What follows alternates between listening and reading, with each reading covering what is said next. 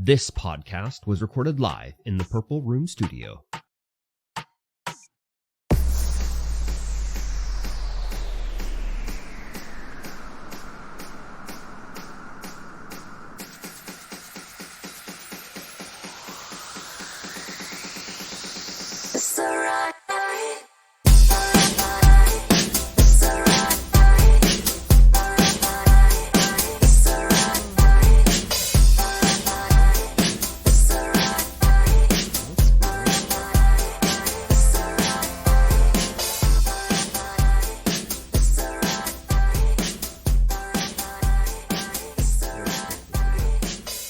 All right. Let's get this show on the road, shall we? Sure. Hello, everyone. Welcome to the Streamvoid Podcast, episode 146. Ooh, I got shivery. That's because it's a little bit chilly outside today. Yeah, it is a little bit. Yes, I am MikeyT, and of course, across from me is KurbStomped. You can find us everywhere under our respected monikers. Yes, sir. And you're listening to the Streamvoid Podcast. This is a show about life and video games and everything in between. Yes. Speaking of in between stuff, Yeah, you've been on vacation. I have been. How has your vacation been going? It's been streamerific. Yes. Yep. I've been streaming the whole time. So, 1010. Yep. Where did this come from? Oh, the 1010 This game. is you are currently doing your 1010 anniversary stream. Yes. And you're streaming for 14 days straight. Yes. So, basically, it was a stream meme. I was playing Final Fantasy. No, Final Fantasy. Why did I say Final Fantasy? It's like Because it's Resident Evil 7. Yes. So I don't know, 7 is synonymous with Final Fantasy for me, I guess. I was playing Resident Evil 7, and there was a stupid clock puzzle in it, where you have to, as these stupid games are, it's like you have to open a door, so of course you have to work out a puzzle to open a door by using a clock. Yeah. And I just cockily said, oh, the answer's 1010, because whenever you see a clock in an advertisement, it's always set to 1010. Like a clock, manual or analog, especially, but even digital, they're always set to 1010 because a digital analog clock, it looks like the hands make a smile because they point to 10 and 10. Yeah. So I'm like, it's 1010, easy puzzle, whatever. The answer wasn't 1010. I was wrong, but the answer was 1015. So I feel I was pretty close. You were pretty close. Anyways, it became a whole thing where, oh yeah, like 1010, haha, and then it sort of just started popping up in, as things happen, it's sort of like it probably happened just as much beforehand, but once it's in your mind, you start noticing it more. Like, I'm sure I saw 1010 all the time. Probably. But then it was like a thing where it'd be like, oh, look at the time you sent that Discord message at, and it was at 1010. Or like, I'd try to set an alarm and be like, oh, I'm not going to say it, but I'd be like, set an alarm for 15 minutes. And it'd be like, okay, the alarm's set to go off at 10:10 p.m. And it just became a whole thing. So. Yeah, and Hoot's eyes. Well, that was, yeah, exactly. And we saw that a couple days ago. So, yeah, we decided to 1010 would be just a stream thing. So the first year I did I think I did a 24-hour stream. And then last year it was like, I'll take a week off and just stream the whole time.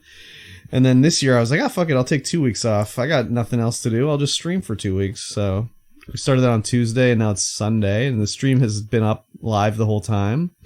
I've been sleeping on the couch, and I was not going to sleep on the couch. You were not going to.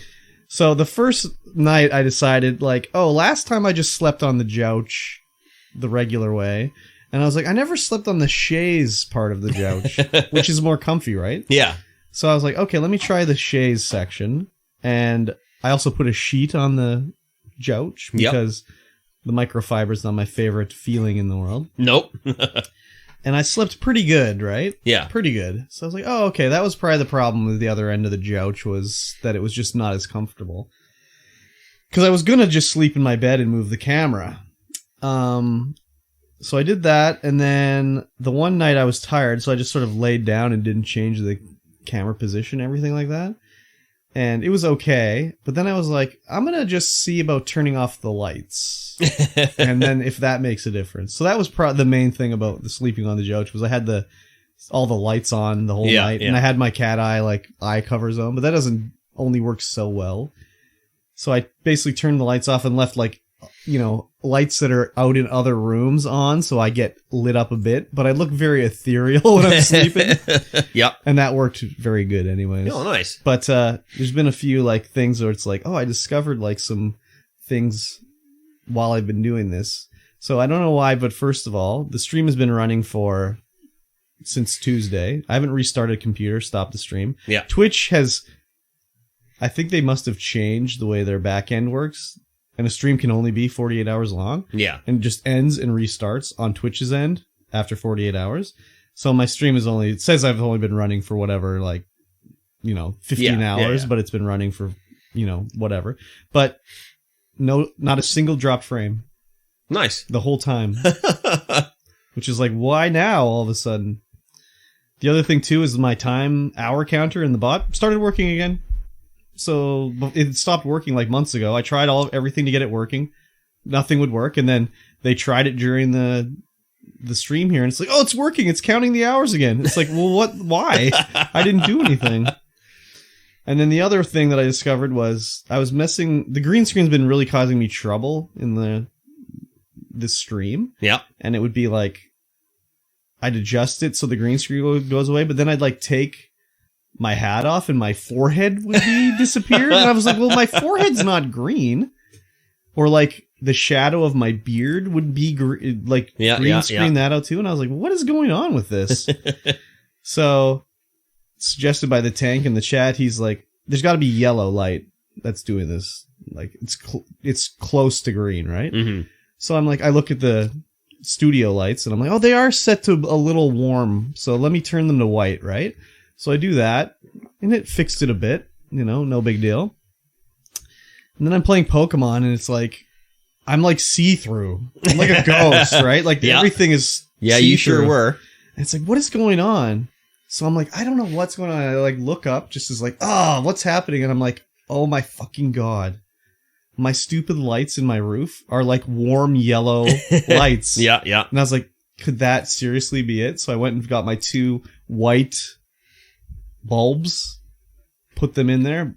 Fine. Perfect. I was good. Fuck. And the tank is I told you yellow light. And I'm well, I looked at the studio lights and I figured that was, the problem. I didn't think to look at the ambient lights in the room because they're not nearly as bright as the studio lights. Yeah. So yesterday's stream, the whole time, I didn't even turn the studio lights on. It was just the overhead lights and it worked perfectly. Huh. So nice. Holy fuck. It's crazy. You sussed it. Yeah. It only took a year, but no big deal. Very good. But yeah, the streams have been fun so far. I've been playing a lot of stuff and, hanging out, just having a fun time, basically. Nice. Drinking a lot of energy drinks. Yes, of course. I got, lunch was purchased for me. The first dinner I got was purchased for me by Epic in the stream chat. He gave me $25 to get McDonald's. Nice. And then I think the next day or the day after, I had a surprise knock at the door, and one of the moss showed up with a pizza. Nice. From Red Tomato Pie here in town, and left that for me for dinner. So that was pretty cool. And then I did a grocery shopping trip to Safeway. I saw that. It's a little blurry, I think. The video. It was a little bit blurry. Yeah, I don't know. My internet speed on my phone isn't fast enough, I guess. Well, it's just our coverage here isn't. There's that isn't too. The best. I live streamed coming over to MikeyT's today to record the podcast on Instagram, and the stream's still running on Twitch on home. It's just rebroadcasting the Instagram stream, and yep. I'm just doing it. You're just doing it, doing your best, living your best life. It's been fun. I like it. It's been good. I could definitely do the streamer house if that was something, Yeah. Yeah. Just having cameras everywhere and whatever, talking to everybody. It's pretty fun. Yeah. Yeah. Yeah. That'd be. Obviously, there wouldn't be one in the bathroom. Or no, whatever. But, but just having it walking around, be cooking dinner and talk to the chat or whatever. Just live all day. You'd have to have like a total like crazy setup to be able to like switch cameras and everything like that. But yeah, it's been fun anyways. So good. What about you? Yeah, it's been a busy week. Mm-hmm. Busy week. My dishwasher has been broken for a while. Oh, yeah. I saw the old one outside. Yeah. So I bought a new one on Amazon. Or not Amazon, Best Buy. Smooth. It was smooth sailing. Oh, yeah. 100% smooth sailing. Tell me how there was one in stock. I was like, I need this particular Whirlpool dishwasher. There was one in stock. I'm like, buy it. It's like, yeah, great. It'll be ready for pickup shortly. Okay. So I'm like, I'll pick it up tomorrow. So tomorrow comes around, get an email. Best Buy's like, hey, your item's ready for pickup. Perfect. I'm like, great. Yeah. Let me trundle up to Best Buy, wait for the wife to get home. We go up to Best Buy. Yeah. And they're like, oh, it'll be here on Tuesday. Yeah. I'm like, what? It said it was ready for pickup. I got the email. It said it was ready for pickup. They're like, oh, yeah, it's not actually here. So who flagged it as ready for pickup? Yeah. If it's not here. Yeah. So that was fun. Yeah. Up there. I'm like, oh, okay. Well, I guess we're going home now. And then right before we started recording, I get a phone call from Best Buy saying, hey, your thing's ready for pickup. The phone call is because like, hey, this asshole hasn't picked it up yet. Probably. We emailed you the other day, buddy. Yeah. So why the fuck aren't you here to pick it up? So I'm going to go up there later and be like, hey, I got a phone call. Said it was ready for pickup. They're like, oh, it's not here yet. You're going to be wasting your time to do that? Maybe. I'm going to cancel the order and just buy a new one. Yeah. Not from Best Buy? Not from Best Buy. Yeah, fuck it. I agree.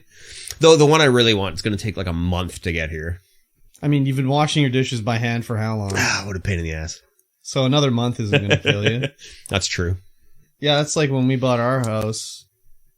There was a portable dishwasher. Yep. Whatever, roll it around.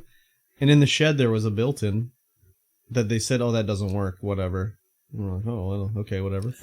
And then when we were renovating, we're just like, let's just check it out. Yeah, it was fine. It worked fine. So we put it in there, and now we have the built-in, and everything's hunky-dory. Nice. Yeah. It is a lot nicer to have a dishwasher than manual by hand. Yeah, 100%. 100%.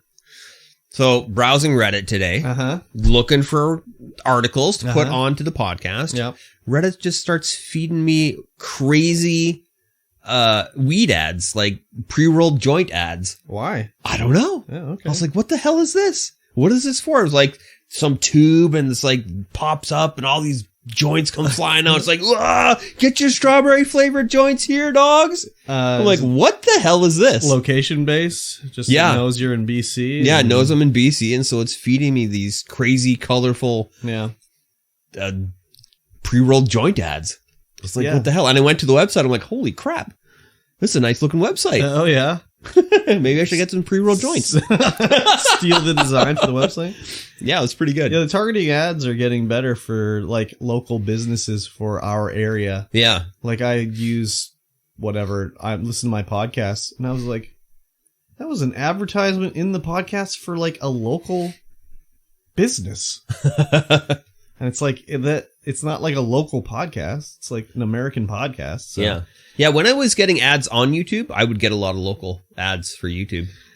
The one thing I do like about the advertising now with local on YouTube and stuff like that is it's actually the quality of our media that way in this town has got better. Because for years and years, it was straight up just our local TV station. And they have the most atrocious video editing and special effects and voiceovers. Everything is terrible. Yeah. Just terrible. Like stuck in the 80s. Like, no, that's worked for us for 40 years. We don't need to change it. And now we're getting like people that are like, well, we can like have some motion in the commercial. Like imagine if the camera moved through a space rather than a stationary shot of like the owner of the business. Like, we would very much appreciate your visit to our new location. Smiles at camera.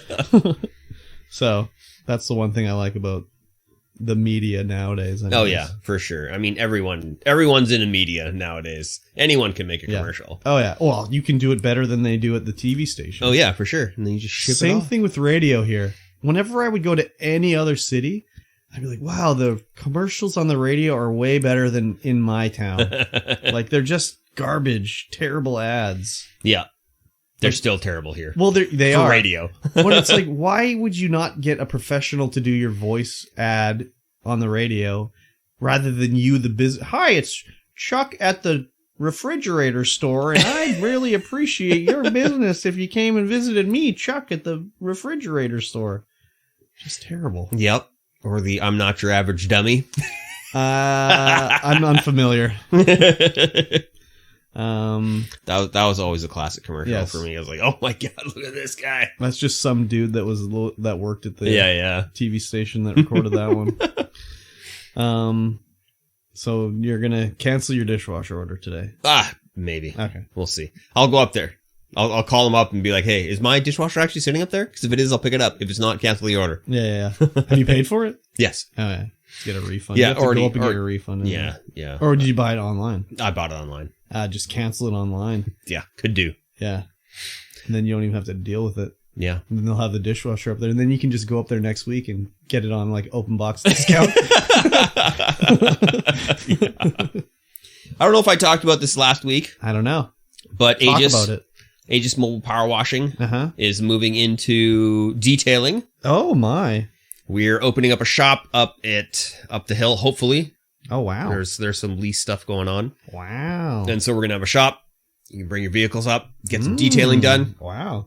I've been making Facebook ads, and I've got, I think, 4 baked up, ready to go. Bake them. So people in town, they're going to be getting some Facebook ads for the pressure washing, power washing, and detailing. Who's doing the detailing? We've got employees. Oh, wow. Now coming in. Holy. Yeah. The real deal. The real deal. Crazy. So that should be good. I spent last night, I basically spent all week doing stuff for Ampow and some stuff for Game Hub. Nice. Speaking of that, CamCon is this weekend, is still going on. Oh, Kamloops Convention. The Kamloops Tabletop and RPG Convention. Oh, wow. They have, it's pretty big. I don't know if I've said this before on the podcast as well, but I'm slightly agoraphobic. And so going up there with all those people, I was like, oh my God, get me out of here. But agoraphobia means you're scared of being outside. Yeah, open spaces or crowds. Oh, open spaces. Yeah, but it's the crowds bit. Okay. But I went up there, greased a lot of elbows, met a lot of people. Oh, yeah. Looking for local artisans to carry their products in our store. I came back with a pretty large stack of business cards. Oh, baby. And there were actually 2 custom resin dice makers up there who were pretty cool. Awkward Octopus Creative. Oh, yeah. She's originally from Kamloops, but moved to Victoria. And then the other one was Ink and Bee. Ink and Bee. Yeah, they're making all kinds of cool custom resin dice. Oh, yeah. Super cool. Yeah, met a lot of people. It was a good time. Nice. Found out that our main competition, who's trying to open back up, was up there running the Flesh and Blood card event tournament. What is Flesh and Blood? It's another card game that's trying to get popular. Oh, yeah. But it's a lot easier to play than Magic. There's a lot less rules involved. What a terrible name. It's just one. I know, it's awful. And the artwork is awful. Oh, yeah. Like their logo, awful. Oh, yeah. Like, what is this? Yeah, it's a pretty okay game. I have a few decks to try it out and see what it was all about. And yeah, it's just like a one-on-one hero style combat. You have your hero, you have armor, you have weapons, and then you have moves. You just do moves and block and stuff, and you draw your cards at the end of your turn, but you use your cards in your defense. So like if you're being attacked, you have to use some of your hand to defend against those attacks. But you don't redraw any cards after that. So when it becomes your turn, you only have X amount of cards in your hand, and then you're like, oh, well, I used all my cards to block, so now I can't do anything. Ah, interesting. So there's a lot of back and forth and good strategy involved in that kind of in that game. Crazy. Yeah. Yeah, it's Never good. heard of it. Met with the Smash community. Like Smash Brothers? Yeah, Smash Bros, the fighting game community. Oh, yeah. They're a neighborly bunch of boys. That was a huge tournament there. They had people up from like Portland and Seattle to play in the tournament. I was like, wow, that's crazy. That is crazy. They get together at the university. Oh yeah. Every Saturday. I'm like, well, why don't you come down to the Game Hub instead? Yeah. You can just come down and play your league events there. Yeah. They're like, oh, yes. Yes. I wonder if they're the ones that had that Twitch page that Twitch channel that I stumbled across. There was like Camel Smash. Yeah, that's them. Yeah. That's them. Crazy. Yeah, so hopefully once everything gets rolling, they'll be down there as well with a regular home rather than, having to float around to different places or play at the university. Floaters. Yeah. Flush them away, I say. Other than that, work was just work. Played Cyberpunk. No, yeah. That's good. It's just good. Yeah. I've been into it. Just going. I gotta finally just sit down and do it. Yeah, it's good. Mm-hmm. Yeah. That's about it. Okay. That's about it. I didn't really have any memorable adventures. I don't think I've actually played very much this week. No? I sure did. Yeah. Yes, you sure did. Tell me about it. Well, excuse me. I started off with the stream with playing Costume Quest 2, because last year I started off with Costume Quest 1. So I beat Costume Quest 2, which was not as good as the first one, I don't feel, but it was still pretty good. Mm-hmm. I didn't get all the achievements because some of them are like... Play the game again? No, it's like find all the cards and like use all the cards once. And it's like there's like 50 different cards, and I'd have to like follow a guide to find the ones I missed because I don't know where I didn't go. Yep. But it was more like every time you went to a different area, it was like, oh, you're in this new neighborhood. Well, I really need you to go door to door and trick or treat. Fill up my candy bag for me. Okay, I do that. I go to the next area. It's like, oh, I really need you to deliver this candy for me. Go door to door and deliver the candy. And when you knock on a door, either the delivery person is there or you get attacked. And then you go to the next area. It's like, well, I really need to go to every business in the area and ask them a question or whatever. And you knock on the door and either the person in the business opens the door or you get attacked. And it's just like, oh, okay, whatever. Each costume, not every costume, but costumes had like map abilities. So it'd be like, you'd go to a guy and he'd be like, I'm never going to tell you what I know. Like, this is a secret and I'm going to take it with me to the grave. But you need the secret from him. And it's like, okay, I'll put on my Thomas Jefferson costume. And then I can use my like political talk to him and be like, I know it's been a tough time around here. And, do her old political BS. And they'll be like, oh yeah, you're really relatable. I'll tell you what you need to know. Whatever. Yeah. So it was a time travel story. So you're going back in time and you take the kid from the past to defeat himself in the future and stuff like that. So it was pretty interesting. So I beat that the first day. I also played some more Lies of P, which is that's a like Dark Souls style game, but it has so many systems that you keep unlocking new things as you go. Which I guess like in Elden Ring they do that too, but they do it in a very archaic way in Elden Ring, where it'll be like, you've got a crystal flask. Okay, what the fuck do I do with a crystal flask? Whereas in Lies of P, it'll be like, you've got the cube, and this is what you do with the cube. Or like, this is how, like, you've unlocked it's a very unfortunate named system, but you upgrade your P organ by using quartz. Oh my god. On it, so. I mean, it's the Lies of P. It is the Lies of P. You got a P organ. Yeah, so. That's a little awkward, whatever, but, yeah, I beat another boss, and I died a lot, but whatever. That's the way those games work. And it's a little less. It's a little like Dark Souls is more like you have to like read every item and see what's going on. Whereas this one, it's like a little more straightforward, where there's a part where I climb this clock, whatever, and there's like a brazier that's on fire up there, and I just got near it, and it's like, oh, you can push it. So, oh, okay, I hit the button, I push it off, it falls down, and you see it burns up everything on the ground, and I was like, oh, what's that all about? Why did it do that? So then when I die next, I respawn down there, and it's like, oh, there's a whole nother secret area down here. Whereas in Dark Souls, it would be more like you hear a grinding sound, you do something like that and it'd be like, you hear a sound. Where, what do I do now? Like, I don't know. So this is like a little easier that way, but I'm liking it a lot. And the graphics are cool and the story's interesting and whatever, you know? Yeah. But yeah, you keep up, like, I'll be like, oh, I can upgrade my sword. Sweet. And then you have your arm you can change off to have different abilities. So I got like a flamethrower arm. And you can, so then they unlock it. So like, oh, you can get different arms. There's like a grappling hook arm. So I'm like, oh, that's a cool system. And then it's like, oh, now you can upgrade each arm.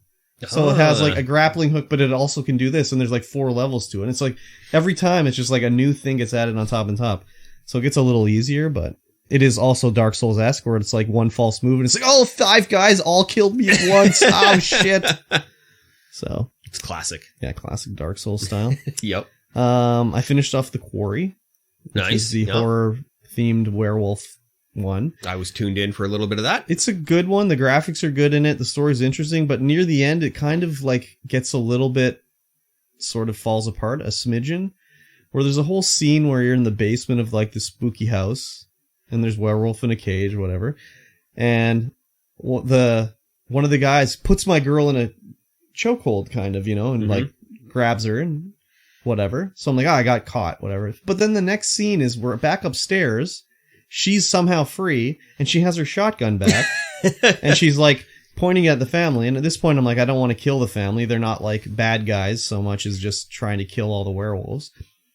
And the old grandma is like, she attacks me. So it's like hold down jam on the A button to like fight her off. And I'm I'm not going to fight her off. I'll let her take the shotgun from me. So she does. And they, yell at each other a bit more. And then I have the shotgun again. Weird. Yeah, so I was just like, well, I don't understand where this scene came from, but I liked most of the characters in it. I thought the voice acting was pretty good. There was one character that I did not like at all, and I immediately blew him away. Yeah. There was this Australian guy he was just an annoying character overall, but then when he got he got bit and he's turning into a werewolf, and he was even more dickish. So there's a part where he hasn't turned into a full werewolf yet, but he's like, acting up and he's like throwing us around and everything like that. And I pick up the shotgun and no hesitation, just blew him away. But then he turns into a full werewolf because you're like, your regular human body just explodes off of you and you're like a werewolf. So it's just like blooded viscera flying through the air. Nice. It was a cool game though. I got over half the achievements, but there was so much stuff I missed. I missed like half of the clues and half of the tarot cards and half of like the collectibles in the game. And I was like, I thought I went everywhere. But maybe it's like, if you do this, you don't go to this area. Yeah, that's certain choices. Because as I was playing it, Brian, Ludo Lads, came into the chat. And he's like, oh, I never saw this scene before. And I was like, oh, really? Why? And he's like, oh, she was dead. So she never got to see that. So everyone survived except the one girl. I got her killed because like the shotgun aiming is just so fast. And I was trying to hit this shotgun and it just kept like swinging all over the screen. And then the werewolf just killed her. So, but everyone else survived. Increased panic level. Well, it wasn't, I guess maybe panic. Simulated panic level. Simulated panic. That could be it. But it was just like, whoa, baby. And then I've played a bunch of Pokemon. Yes, you played a lot of Pokemon. So I bought the DLC for Violet because it came out recently. So I played through that. Did the story. It was probably like, I don't know, 15 hours-ish to do it. Mm-hmm. I also didn't like rush through it. Like, you come into the DLC. Well, I didn't use low-level Pokemon. I used my regular Pokemon I was using, but I didn't like ride my little vehicle around where you can like jump and fly and shit. I ran by foot everywhere so I could like take in the sights and everything. And I collected all the Pokemon as I went, because they added new ones and they added returning old ones, and I collected them all up. And the story was kind of interesting, whatever. But it has two of the most annoying characters I've ever seen in a Pokemon game. Yeah. And unfortunately, it seems like I'm going to see more of them in the next DLC. Because they were two visiting students from this other academy called the Blueberry Academy. Oh. And the next DLC is like going to the Blueberry Academy. Oh yeah, you're going to be roommates. They were so annoying. Like two of the worst characters in a Pokemon game ever. But, I've been talking on chat about Pokemon. as I'm playing, and about old Pokemon versus new Pokemon, because they've made the games a lot easier now compared to they were. Yeah. As game development goes, things just sort of get easier over time. Whereas back in the old time days of Pokemon, like if you're catching a legendary Pokemon, which for those that don't know, are they're like a rare Pokemon that there's like one in the world, basically. So for example, like Kyogre or Groudon, you would go to them in like Ruby on the Game Boy. You'd save the game. You'd start the battle. You'd fight them, work them down. They'd be doing all their attacks, and you'd throw like 40 Ultra Balls at them, and they would break out every time. Yeah. And you start throwing Timer Balls, and they'd break out every time. And it would take so long that they would have no more moves left, and they'd struggle, which is a move that just damages you and the Pokemon. Yeah. And eventually they'd struggle themselves to death. So you'd have to restart the fight and do it again. And sometimes it'd take like 2 times, 3 times of them struggling to death before you catch them. Whereas in modern Pokemon games now, it's like, oh, I took 10 Pokeballs to catch that guy. Like, that took forever. So in this DLC, there's 3 legendary creatures. There's Ogie Dogie, Monkey Dory, and Pheasantipity. So I go to catch those, and I go to Monkey Dory first. And I threw like 40 Pokeballs at him. It was taking forever. I'm like, wow, this is like an old school Pokemon battle. This is crazy. They've really made these legendaries tougher this time, you know? And I'm like throwing Timer Balls, and he's like killing all my guys. I'm like, this is an old school Pokemon legendary fight. I'm like, this is cool. Let me go catch those other 2 now. 2 Pokeballs each. So I was like, oh, I just had really bad luck on that one. So luck stat 0. Yeah, basically. Yeah. But I've been playing that.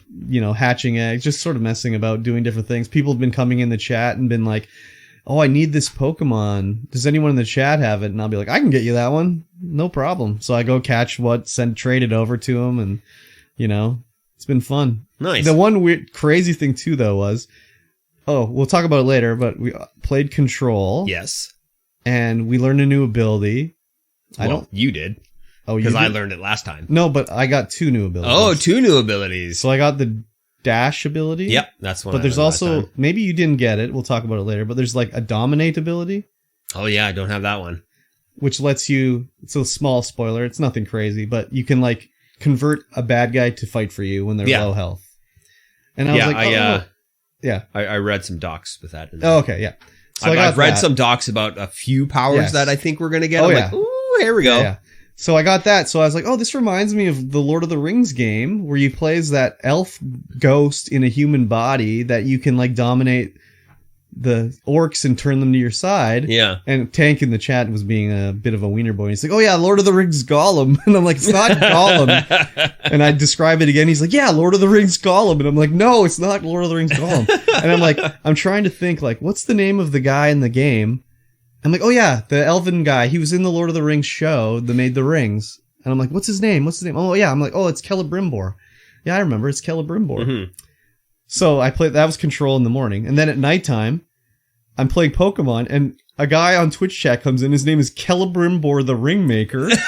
And I'm like, I was just like, who is this? Who's done this, right? Like, thinking like Tank made an alternate account or whatever to be funny. So I click on it, and the account's like 2 years old. So I'm like, what the hell? And he's like saying stuff like, Lord of the Rings quotes in the chat and stuff like that. And I'm like, who is this? What is going on? Oh my God. That's hilarious. And then he's just like, no, I'm just a guy that happened to come into the chat today, and I was looking to get some Pokemon traded my way. So then I was like, oh, I can hook you up with what you need, no problem. So I traded him what he wanted and everything. But it was just like, what the fuck? Just randomly some dude named Celebrimbor comes into the chat. So crazy. That is crazy. But did I play anything else? I put the GameCube, I bought a new GameCube HDMI adapter.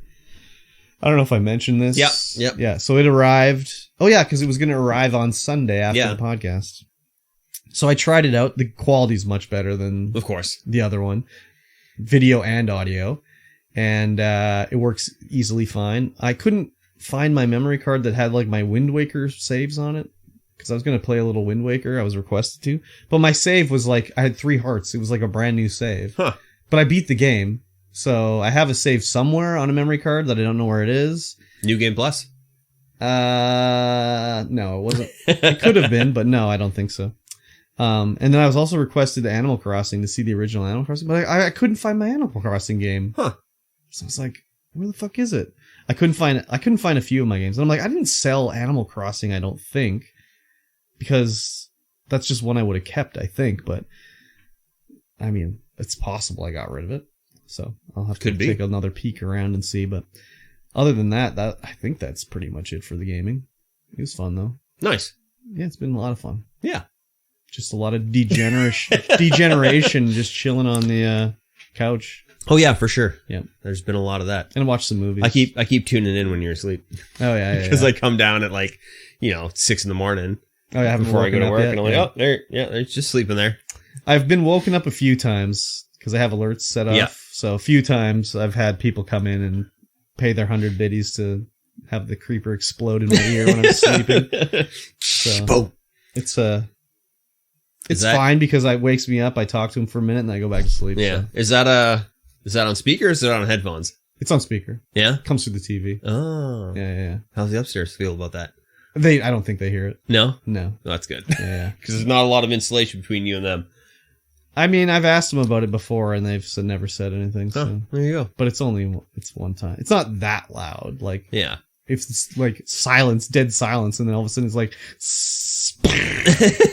yeah, it doesn't take too much to wake you up and scare the shit out of you. Yeah, for sure. Though this creeper boy doesn't scare me as much as the scream. The scream is just, there's no buildup. Mm-hmm. Whereas the creeper boy has the bit of the fuse sound, so you kind of partially hear it. But whenever the scream gets played, that's like, oh, my heart attack.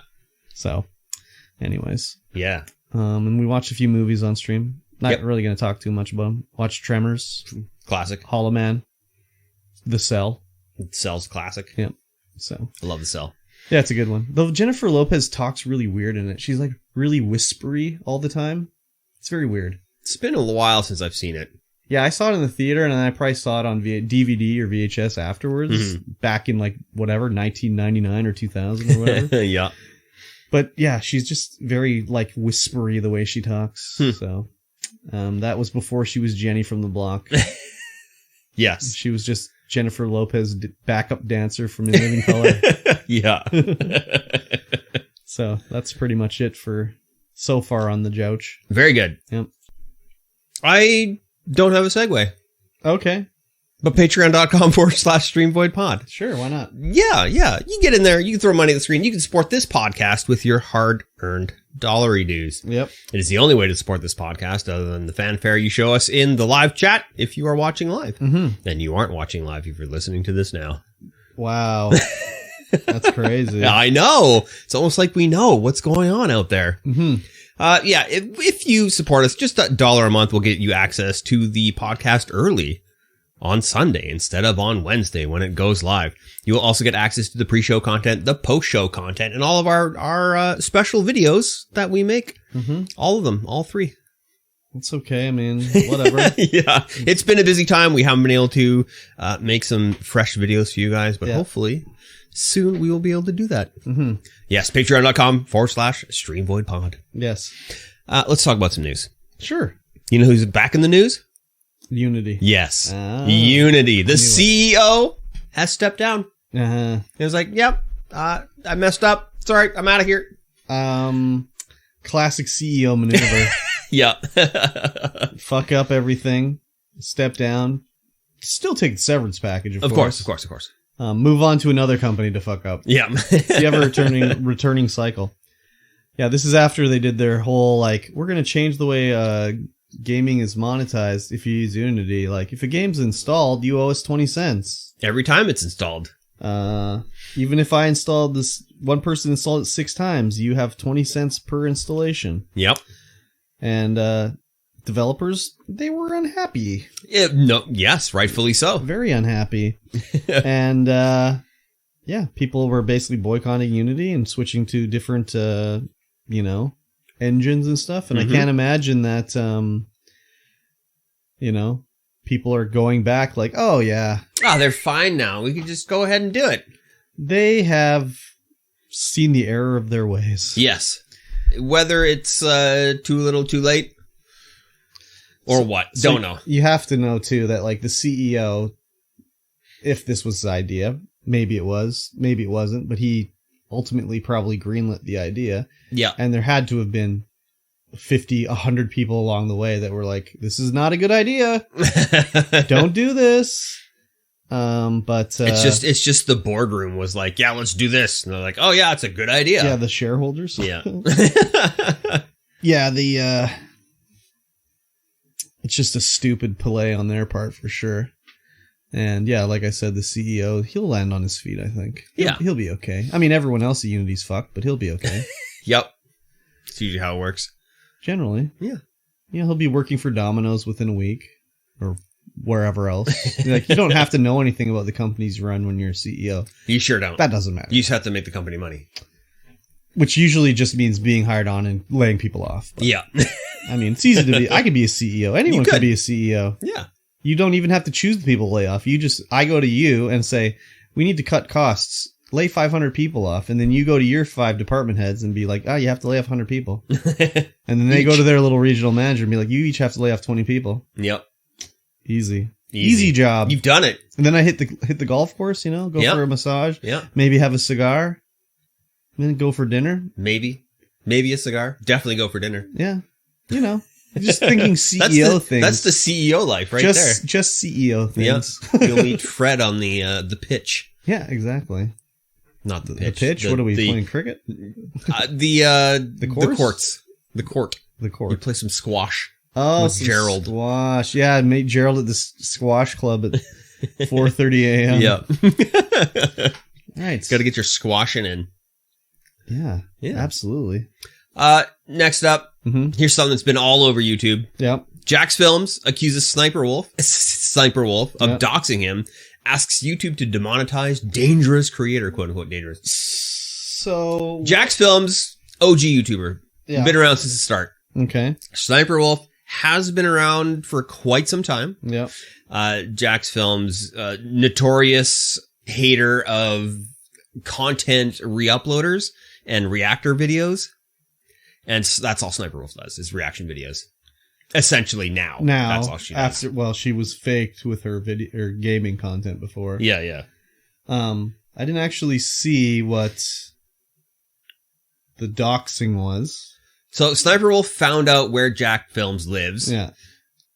Goes to his house, takes a picture of it, posts it on Instagram. It's like, should we go knock? And just essentially tells everyone where he lives. And he's like, what? This is not okay. And it's literally not okay. Yeah, I mean, I wouldn't want to be doxxed, but I mean, I don't know. She probably didn't do it. I don't know her, so I don't know, but is it malicious or just stupid? I think it's just stupid. I don't think it's malicious at all. Stupid. Yeah. Like, I'll take a picture out here. Like, haha, funny joke. She was probably pretty mad about the whole thing. Yeah, but she's pretty upset with how everything's going with all the content Jack is farming off of her. Yeah, but I mean, whatever. Anyways, it's a whole stupid thing, but I don't know. Is it malicious? I don't know. She seems like she could be the malicious type. I don't know. I don't know either. I don't know, but that's against the YouTube terms and services. How can I get her to take a picture outside of front of my house? I don't know. That would really sort of like, Well, you guys don't really live in the same city like they do. But like, what if I talked enough shit? Would she just show up here? Show up and take a picture of your house? It's clout chasing 101 here. Yeah, right. I mean, I've done stuff on stream before too, where it's like, oh, I shouldn't have shown that or whatever. Not like anything bad, but you don't really think about it. Yeah. Or like I've caught myself. The one I remember the most was I was streaming and I was going to go into our friend Pizza Chat's stream while I was streaming and say something like, oh, when are we going to play a game? I'm streaming now, blah, blah, blah. And I almost hit enter on it. I'm like, wait, this is almost like I'm advertising as I'm streaming in her stream. Yeah, right? So like, never mind. I'm not doing this. But it wasn't like malicious. It was just like a haha funny thing to say and whatever. Well, because you guys are friends, right? Yeah, but is that any different than you're like, haha, I'm at Jack's house. Should I go in and knock on the door? I'm sure she didn't like go from the street sign, like, this is the street he lives on, and here's his house number, and here's his house. And if you come at this angle, he can't see the camera. You know? Yeah. So I'm sure it was partially both, though, because she seems probably to be a bit of a, I don't know, if you're going to lie about gaming on YouTube for money, what else are you going to do? Yeah. Who knows? Exactly. Who knows? Her reaction content is fairly stupid. Yes. Yeah, I see TikTok clips of it, and it's just her like looking at the screen with a dumbfounded look on her face, literally saying and doing nothing. Yeah, there's very little transformative nature in her reacting. Yeah, it's like watching XQC react. Yeah, where it's like, well, here's XQC reacting to this video, and it's him eating dinner. Him eating dinner, watching the video. Yeah, that's like, a good reaction. Wow, this is great. This has made me very hungry. I see why everyone watches XQC all the time. Nobody knows. Well, it's because when he plays actual video games, he fucking gets so salty about it. Yeah. And punches his table and just goes crazy. It's not true Canadian behavior. No, I think it is. It's like true Canadian, like, entitled kid behavior. Like, Mom, where's my iPad? That's literally what XQC would be like. Mom, where's my iPad? Because he's very hard to understand. Well, yeah, but because he's been like famous since he was like a teenager. Yeah, he has no idea about anything in the world. No. So, anyways, yeah, that's that. I need to stir up more drama, I guess. I suppose. I want to become a big turd, a big walking YouTube turd. Yes, that's how you get the clicks and the views, is being a turd. I guess I don't know. I just can't do it. You gotta have hotter takes. I could do it. You know, obviously I could stir up drama. That's no problem. I could do that in 10 seconds, but I can't do it. No. Like, I just think about it and I'm just like, oh, to act like that, that's what you have to do, is act like that? Like, no, thank you. Yeah, no. Goes against every fiber in your being. You're like, I can't do it. There's lots of things if I wanted to be like something like that on YouTube, I could make it happen. Yeah. But no. You just start acting on your intrusive thoughts, and then it's like, whoa. Not even intrusive thoughts, just like I see what they're doing and I could emulate it. Yeah. Or do something just as stupid, you know? But whatever. Yeah. Anyways. Up. Yes. Valve warns Counter-Strike 2 players use AMD's anti-lag feature, you'll get banned.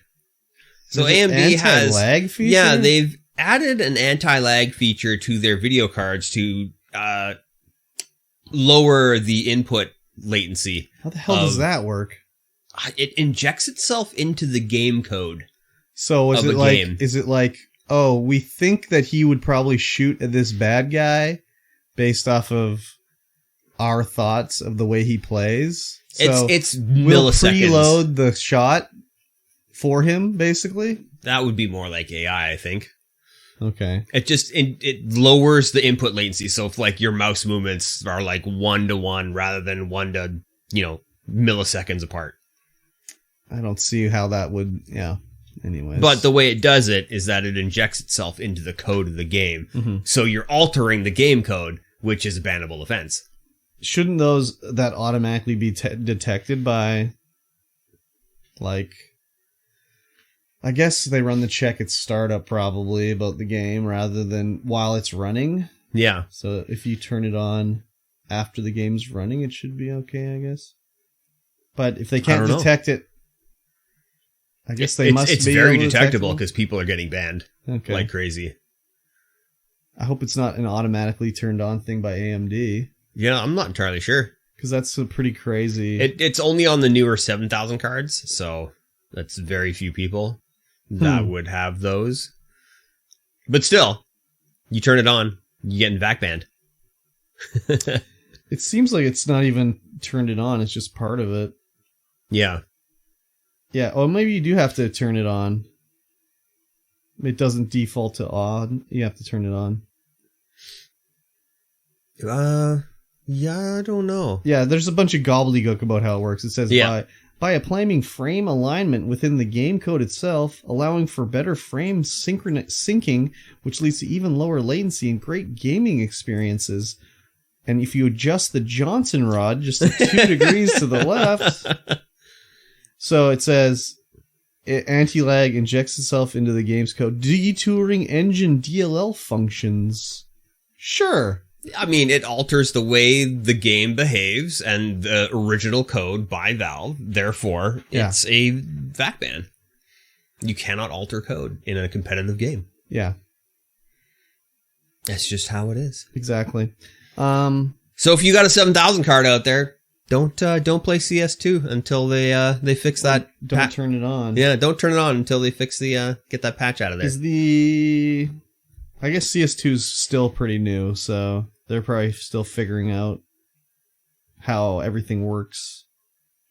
I'm sure there's like lots of exploits and stuff going on, so they're being very extra diligent with anything they see weird. Yeah, probably. Because there's probably lots of people just they're finding all sorts of exploits and shit. Finding the new hacks, because it's a highly competitive game. Yes, exactly. Yeah. Still haven't tried CS2. Will never try CS2. Yeah, I probably won't either. Nah. That's just too much. Too much snap reflexes that I don't have anymore. It just doesn't even look that good to me. Yeah, it just looks like Counter-Strike.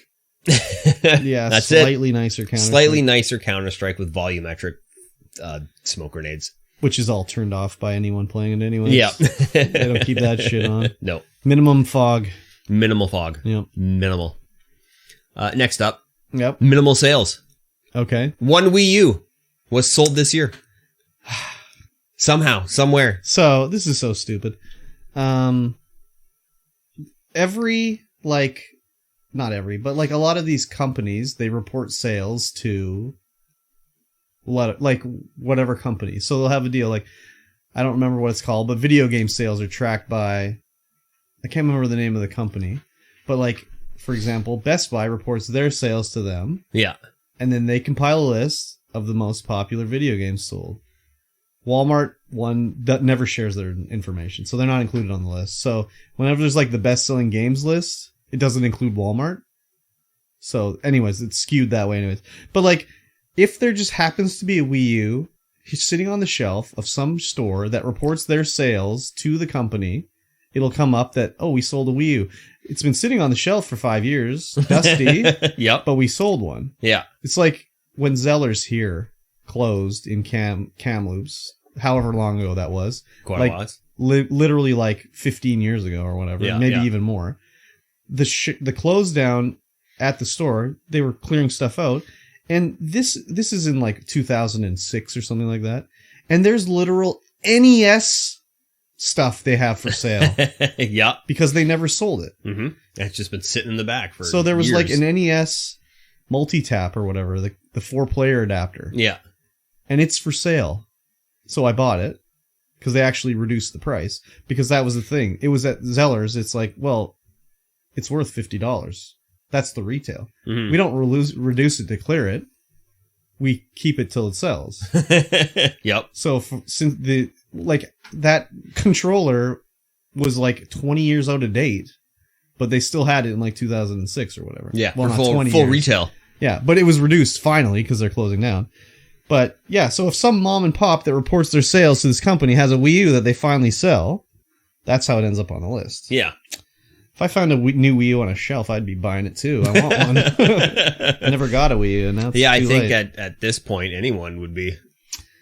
Yeah, there's lots for sale on the Facebook Marketplace, but I think the prices are too high for what they are. But yeah, I mean, they'll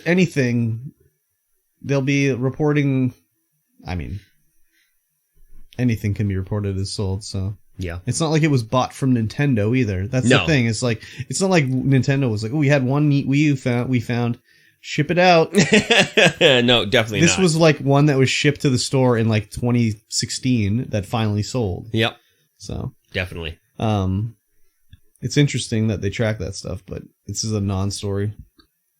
It's a good non-story. It's an interesting story to talk about, but Yeah. It's just like, I don't know. People don't know how these things work, so it's just like, oh my god, they sold a Wii U. Oh, one Wii U. Let's go. Yeah. Also, in like 2021, they sold 3 Vitas in the same month. Oh my god, 3 Vitas. Probably all from the same store. Everyone's like, oh hey, one guy, same store, or 3 Vitas. Some guys are just like, yep. They finally reduced them. Taking those to go on eBay. They finally reduced those 3 Vitas. I'll buy them. Yeah. So. Yeah. PS5. Mm-hmm. It's getting smaller. Yet larger. It can't get any smaller. It's getting smaller and larger. So small. Oh wait, I meant it can't get any bigger. My bad. I was Sony backwards. Unveils smaller redesigned PS5 model and a price hike. Oh, that's how it's getting bigger. Yeah. I like what you did there. Yes, getting bigger in price, smaller in form factor. So my only problem with this reveal, it's like a quick YouTube video, 15 seconds. Yeah. Nothing big. There's no size comparison besides putting a controller next to the console. Yeah, exactly. It just looks the same to me. I was like, how much smaller is it? I can't tell. They look 30% smaller, apparently. It should be about, like, I don't know, 50% smaller. There's so much wasted space in that fucking system.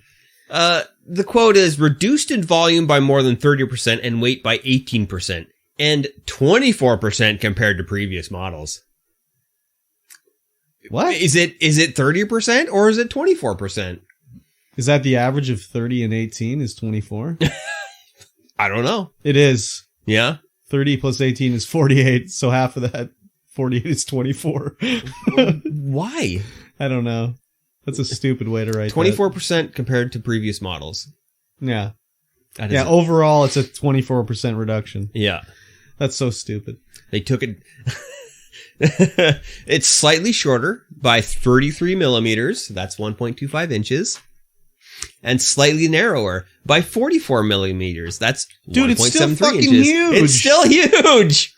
Like, why wouldn't they reduce the height by half? Oh my god. How is that 30%? Well, volume. It's by volume. Yeah. So that adds up quickly. That's ridiculous. But that's still, like, so tall and thick. The thickness is pretty good. But it's only, like, an inch shorter. Yeah. It's still, like, 20 inches tall then. Oh my god, that's so stupid. Yeah, anyways, and the price is going up by 50 bucks. That's why they didn't put the old one next to it, because it'd be like, it's the same thing. Yeah, it's like, what'd you guys even do? Yeah, and the price is going up by what? 50 bucks. On the digital one? The digital one, yeah. Why is the digital one going up in price? Wouldn't bring it in line with the disc one? Wouldn't the disc one be more expensive to manufacture? It has an extra part in it. Many extra parts. That's so weird. Yeah, I don't know. That doesn't make any sense. Why they wouldn't increase both? Maybe because no one's buying the disc version. So increase the price? So they increase the price of the digital. I see. No, I think the digital one is probably selling less than the disc one, I would think. I don't know. Then I don't know. I don't know, man. It's hard to say. I would be disc for sure. I would not be digital only. Yeah. That's you. But like, I don't know.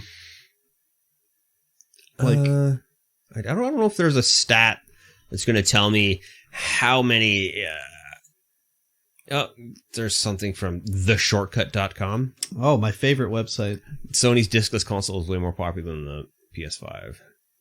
Really? That's crazy to me. Yeah. It's just maybe because it's cheaper? Probably because it's cheaper and everyone's just getting their games online anyway now. Yeah, I do too mostly, but it's also like getting the game deals on disc is way easier. Oh yeah. Way for sure. better than digital because they're usually way cheaper. Here's a Reddit article that says in 2022, 94% of all game sales were digital. Yeah, but I mean, that's mostly PC, dude. But then it's like, and yet the PS5 disc console has outsold the digital. Like, what? Yeah, but most of the game sales are PC that they're reporting. Oh, yeah, for because sure. Can you even buy physical PC games? Not anymore. Yeah. So. Steam came out and shut that market down. Oh, big time. Which is, I guess, better for the developers because, like, well, we can sell the game for the same price and not manufacture it? Exactly. That's crazy. I like a good big box. Yeah. That's me. I enjoy having the disc on my Xbox, but every time it's like, oh, I got to put a disc in it. Oh my God. Because there's some games I got physically because they're just like, it was like, oh, it's $9 for the disc, where it's like still $30 digitally. Yeah, for I'll sure. get the disc, but then it's like, oh, I have to stand up now. Oh, oh, no. poor guy. Yeah. Got to stand up. So What an unfortunate turn turn of events when you got to stand up, put a disc in. I know it sucks. Imagine back in Laserdisc times where you had to like stand Flip up it. and flip the Laserdisc and then put a new disc in and then flip that one. But there was no other option then, so No, I that's know. just like, it's fine. It would be more like going from your house to you go to your grandparents' house, and it's like, oh, I got to change the channel. I got to get up to flip through the channels. But what a satisfying ka-chunk when you do. Yeah, that's true. Gunk. So did you know that's why how sometimes a remote control is called the clicker? Yeah. It's because the first ones were a sound to change the channel that was a click. Oh, interesting. The TV would hear the clicks and it would do different things depending on the sound the clicker made. The certain frequency? Yeah, and then Crazy. people would like find that their TV would change channels if they like dropped their keys on the floor or something like that, because the sound was similar, so the TV would hear it and be like, oh yeah, you want to change the channel. Oh, what a terrible idea. I mean, that's all there was to. That's how technology changes, right? Mm-hmm. So it's like, how can we get it so you don't have to get up out of the chair? First remote had a wire. Yeah, Strung definitely across wired. the room.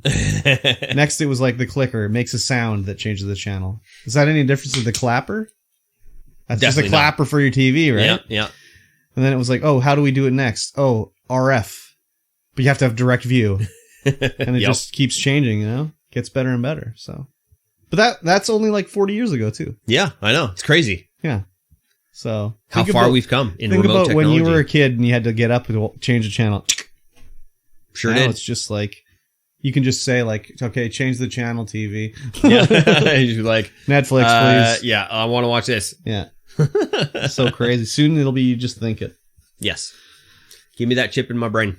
But your PS5 will still be so huge that if it falls on your head, it'll put you in a coma. Yes. Yeah. Why would a PS5 fall on your head? I don't know. I don't know the scenario, but it's probably happened. Exactly. I mean, I have a scar on my inner thigh from where a PC gashed me. A PC? Like a tower? Yeah. Why? Because I was in shorts working on a PC on the ground. Yeah. And it fell and sliced me right open. Damn. Hate when that happens. Yes. Crazy. It is unfortunate. Wowee. Speaking of unfortunate. Yep. Here's everything that's happened with Microsoft's acquisition. What do you mean unfortunate? Speaking of unfortunate. I don't know. It was a segue. Okay. Not accurate one, but yeah. it was the segue. Yeah.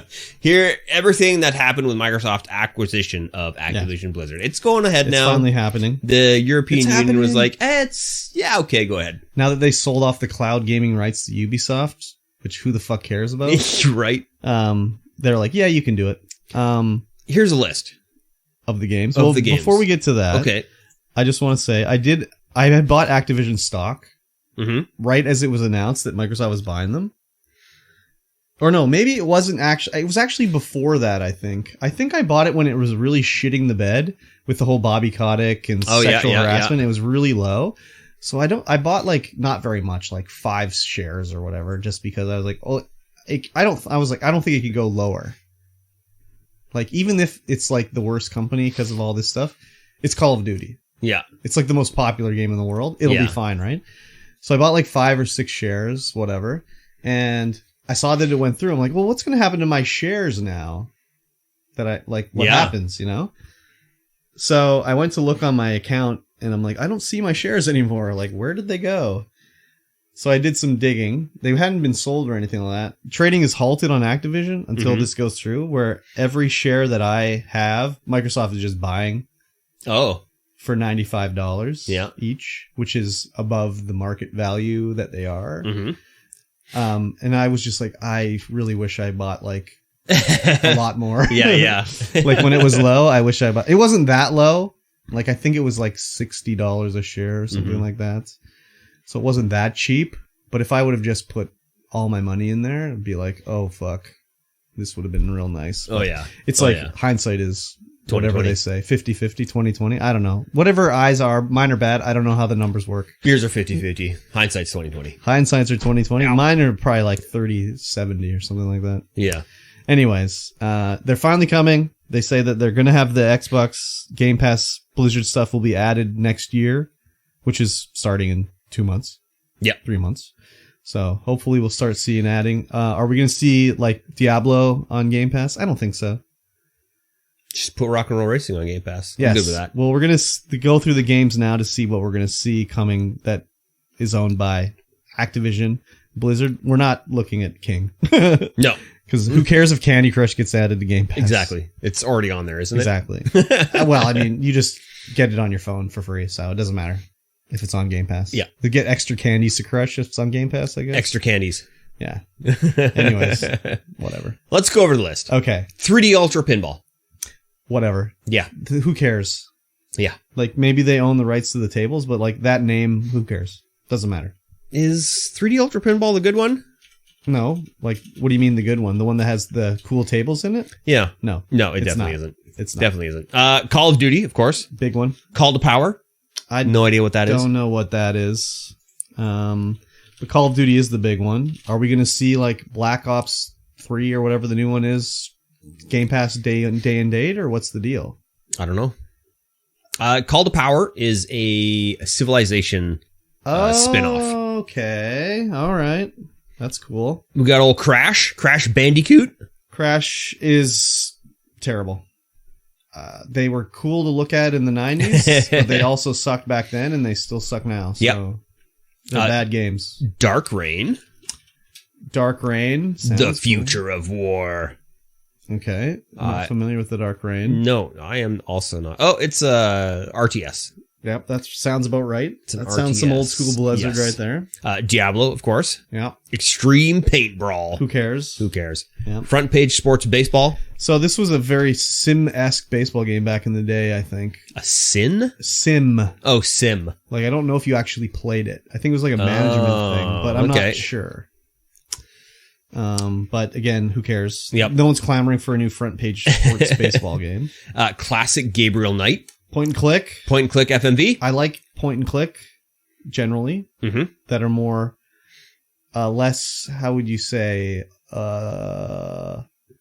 less, I don't know, ridiculous. Like Gabriel Knight is the one that has the most ridiculous shit in it. Like, Yeah. It's got to some get- pretty ridiculous to shit. get by a guard, you have to glue cat hair to your face to give yourself a beard to change your look. That's Gabriel Knight right Yeah. there. So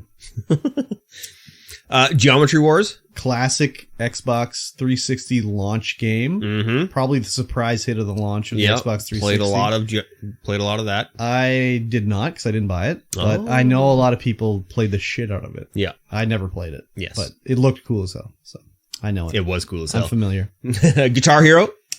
I mean, it was pretty much the hugest thing for a while there. Yep. But classic Activision style, they ran into the ground. Mm-hmm.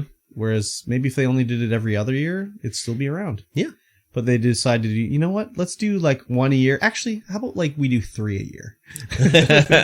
That's the Now way you to got to go. buy drums. Yeah. Well, the drums were cool. Yeah. I guess it was Rock Band was cool. But it was like Guitar Hero, and then there's the Guitar Hero like 2, Guitar Hero 3, and then there's like the Guitar Hero with the different bands and Guitar Hero Disney, Guitar Hero Aerosmith, Guitar Hero yeah, The Beatles. There wasn't, well, that was Rock Band, but yeah, anyways, they just pumped out way too many. Yeah. But man, those were fucking good times. Oh, yeah. Oh my god, so fun playing Rock Band and Guitar Hero. Yeah, we played a lot of that together. Oh my god. So much. Mhm, So fun. mhm, mhm. Gun. I loved Gun. That's like Western themed, not quite on the level of Red Dead Redemption, but it was just like it was an Xbox and Xbox 360. It was a Xbox 360 launch game, but it was basically an Xbox game that was put on the Xbox 360. Didn't look too good, but it was still fun. I don't remember the story, but I remember I enjoyed it. I remember there's like steamboats and all this shit, so pretty cool. I only remember the cover art. I never played the game. The I just yellow remember cover art. the yellow skull Yeah, cover art. yeah. It's a good one. It's a good Yeah. one. Hearthstone. Is that going to come to Xbox? Like, that makes a lot of sense to me. That'd be Yeah, so yeah. easy to play on Xbox. Oh, yeah. It would be very easy Yeah. to play on Xbox. Yeah, that seems like a no-brainer to me. Yeah. Heavy Gear. Oh, I wonder. I think I have Heavy Gear. Xbox 360, Xbox Live Arcade, like side-scrolling shooter thing, maybe? It's a good RPG system based on D6s as well. Oh, maybe I'm thinking of something different then. It's a mech thing. Okay. So you probably have it. Okay. Heretic. In the classic Doom style. FPS. Yep. This is, I've seen Heretic. I mean, I don't know. And Hexen, of course. Well, Hexen, I think, is more likely we'll see something with Hexen. Because that was the...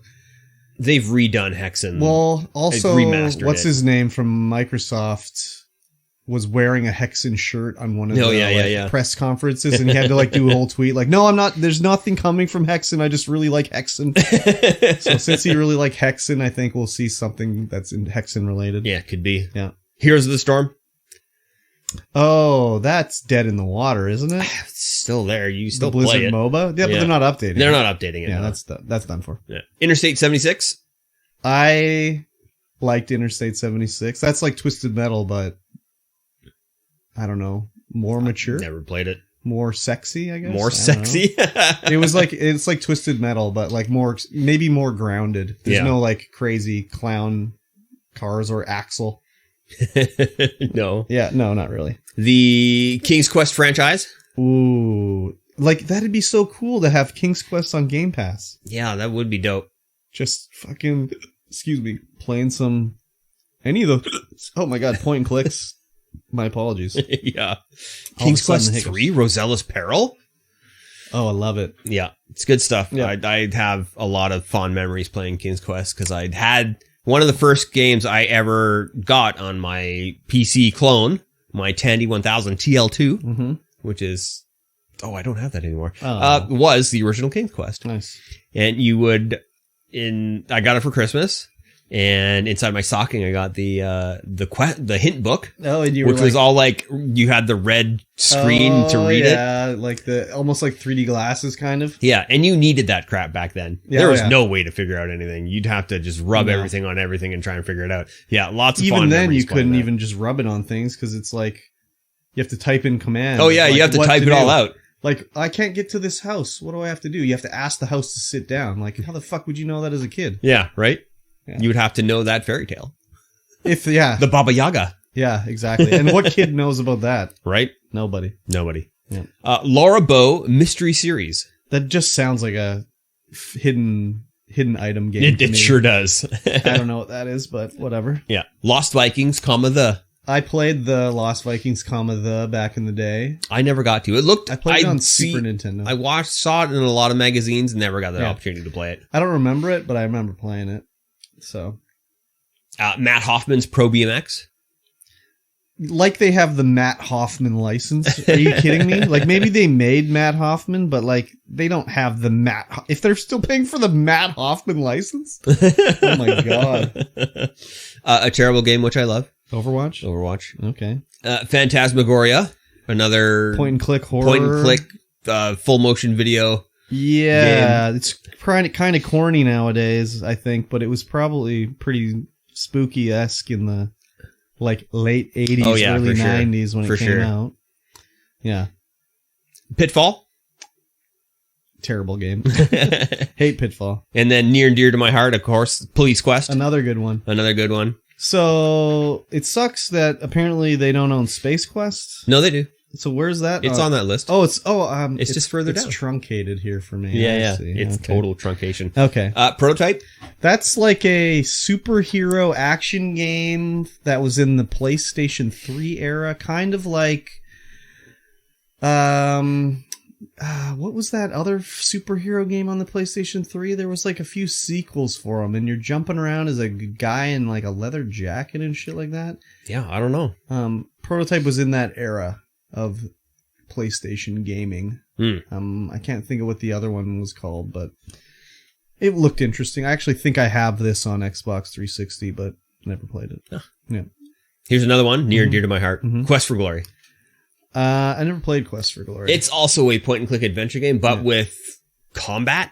So you had like kind of over the shoulder static combat where you would block and swing and stuff against monsters. Because you were a hero and you were on a quest for glory, trying to kill all the monsters. Yeah. But also had Baba Yaga's house as well. Maybe that's the one I'm thinking of then. Oh yeah, Hero's Quest. Yeah, we had a whole discussion about this where I was like, I played Hero's Quest, and you're like, what are you talking about? That's not what it's called. No, that is what it's called. Well, no, they changed the name. Yeah, it was called Hero's Quest, but then I they played it with name. Hero's Quest, but then they changed it all to Quest for Glory. Yeah, so. I think Quest for Glory 1 was Hero's Quest. But it originally was just called Hero's Quest. Yeah. And then they franchised That's the one it I out. played the most of. Yeah, for sure. Breaking into people's houses and stuff. Good And times. another IP by Sierra, SWAT. Yeah. Secret Weapons and Tactics. Yep. I never played this one either. There's a lot of PC stuff, so I never played it. Yeah, I didn't get the opportunity to play SWAT. Yeah. Singularity. No idea what that is. I don't know what that is, so I don't think anyone's clamoring for Singularity, but who knows? Skylanders. I mean, I don't expect Skylanders to be something they do anything with as a toys to games thing, but, you know, there's a lot of characters they could use in a non-toy related way. Yeah. I don't think they're going to start manufacturing toys for Skylanders, but I highly doubt it. I could be wrong. Yeah. Who knows? Soldier of Fortune. Another shooter, like, okay. They killed it when Call of Duty came. Yep. So, whatever. Apparently anything Sierra is just near and dear to my heart. Yeah. Space Quest. Space Quest. What a I played beauty. a bit of Space Quest. I liked it. I have the big box of Space Quest 3 sitting over on the shelf over there. Nice. That was one of my favorites. I just never... the only time I ever got to play any of these games was I go to somebody's house and they happen to have a computer. Yeah. And I'd be like, ooh, King's Quest. Ooh, Space Quest. Ooh, Police Quest. Oh, take ooh, ladder. Leisure Suit Larry.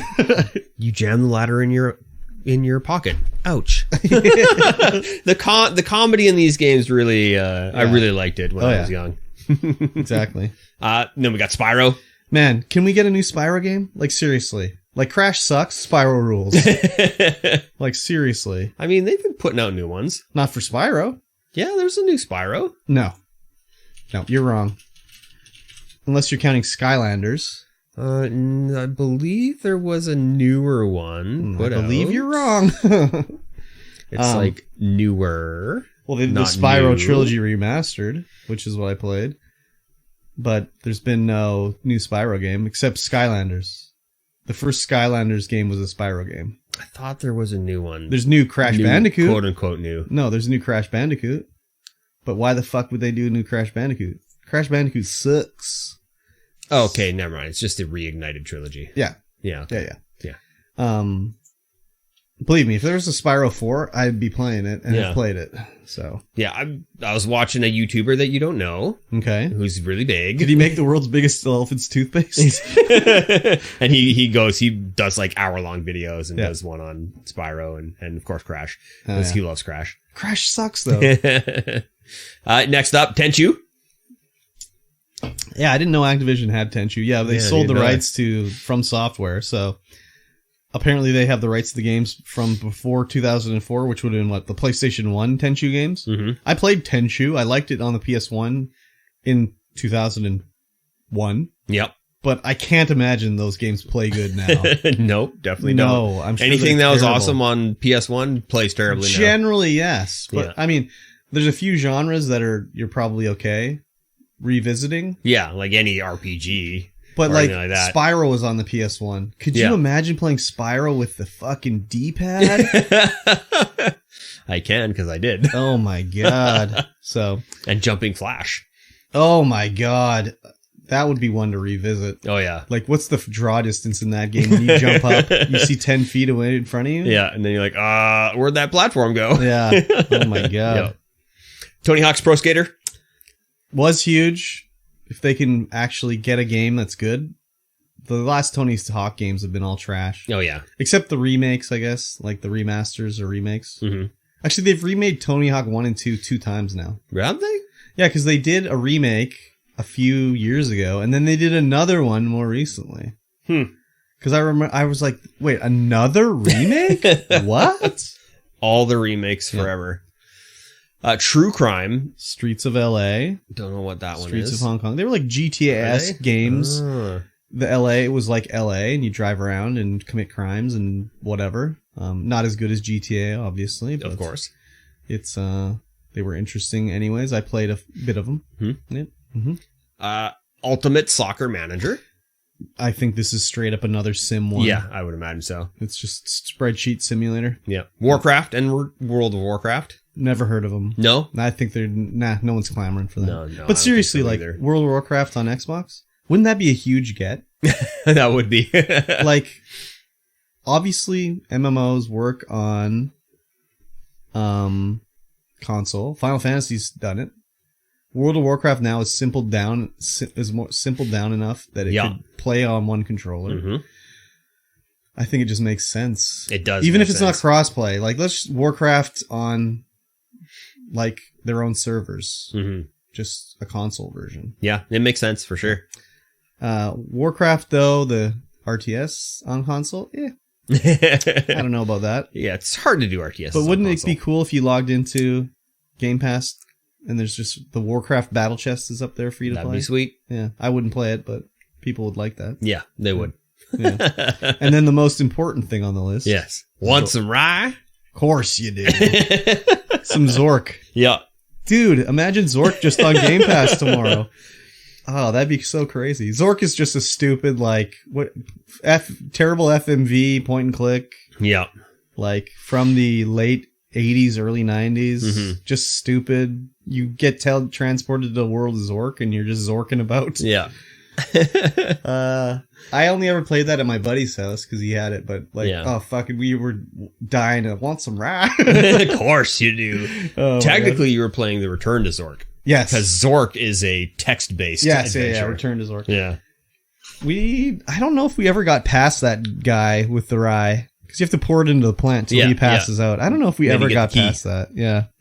Yeah, no, I don't. That's the only part of that game I recall. Yeah, me too. It just so stands out into your head. Just his voice and the way he looks. And, oh my, want some rye? Of course you do. That's so stupid. And that's another game where it was like, hey, go get the janitor. He needs to do some lines for us now. Yeah. We need an old voice. Go get the janitor. Go get him. Yeah. He's good. He knows what he's doing. That's crazy. All right, last up, we got some non-gaming news. Okay. Bigfoot has been spotted and is confirmed to be alive. It's confirmed to be the hoax. Oh, hoax or Bigfoot. Or Bigfoot, yeah. Oh, okay. So some lady was traveling on like a quarter scale train rail ride kind of deal. Yeah. And she sees out the window Bigfoot. Yeah. Starts filming. Okay. And it's on a quarter size train ride? Yeah. Okay. So just like a chunk, like not a full size train, but like a smaller train ride. Yeah. I get it. They're riding the rails. And Bigfoot. She's like, and there's Bigfoot in the hills of Colorado. She takes a video of it. She takes a video. Puts it on Facebook. Yeah. Geez, Louise, wouldn't that be a great way to get some business to your quarter size train ride? Is that their business? No, but I'm saying like, oh yeah. Let's say you are the owner of the quarter size train ride, MikeyT in the mountains of Colorado, and business is great. A little slow this time of year. Mm-hmm. What if we get someone out there to wear a monkey outfit while they're riding by? Yeah.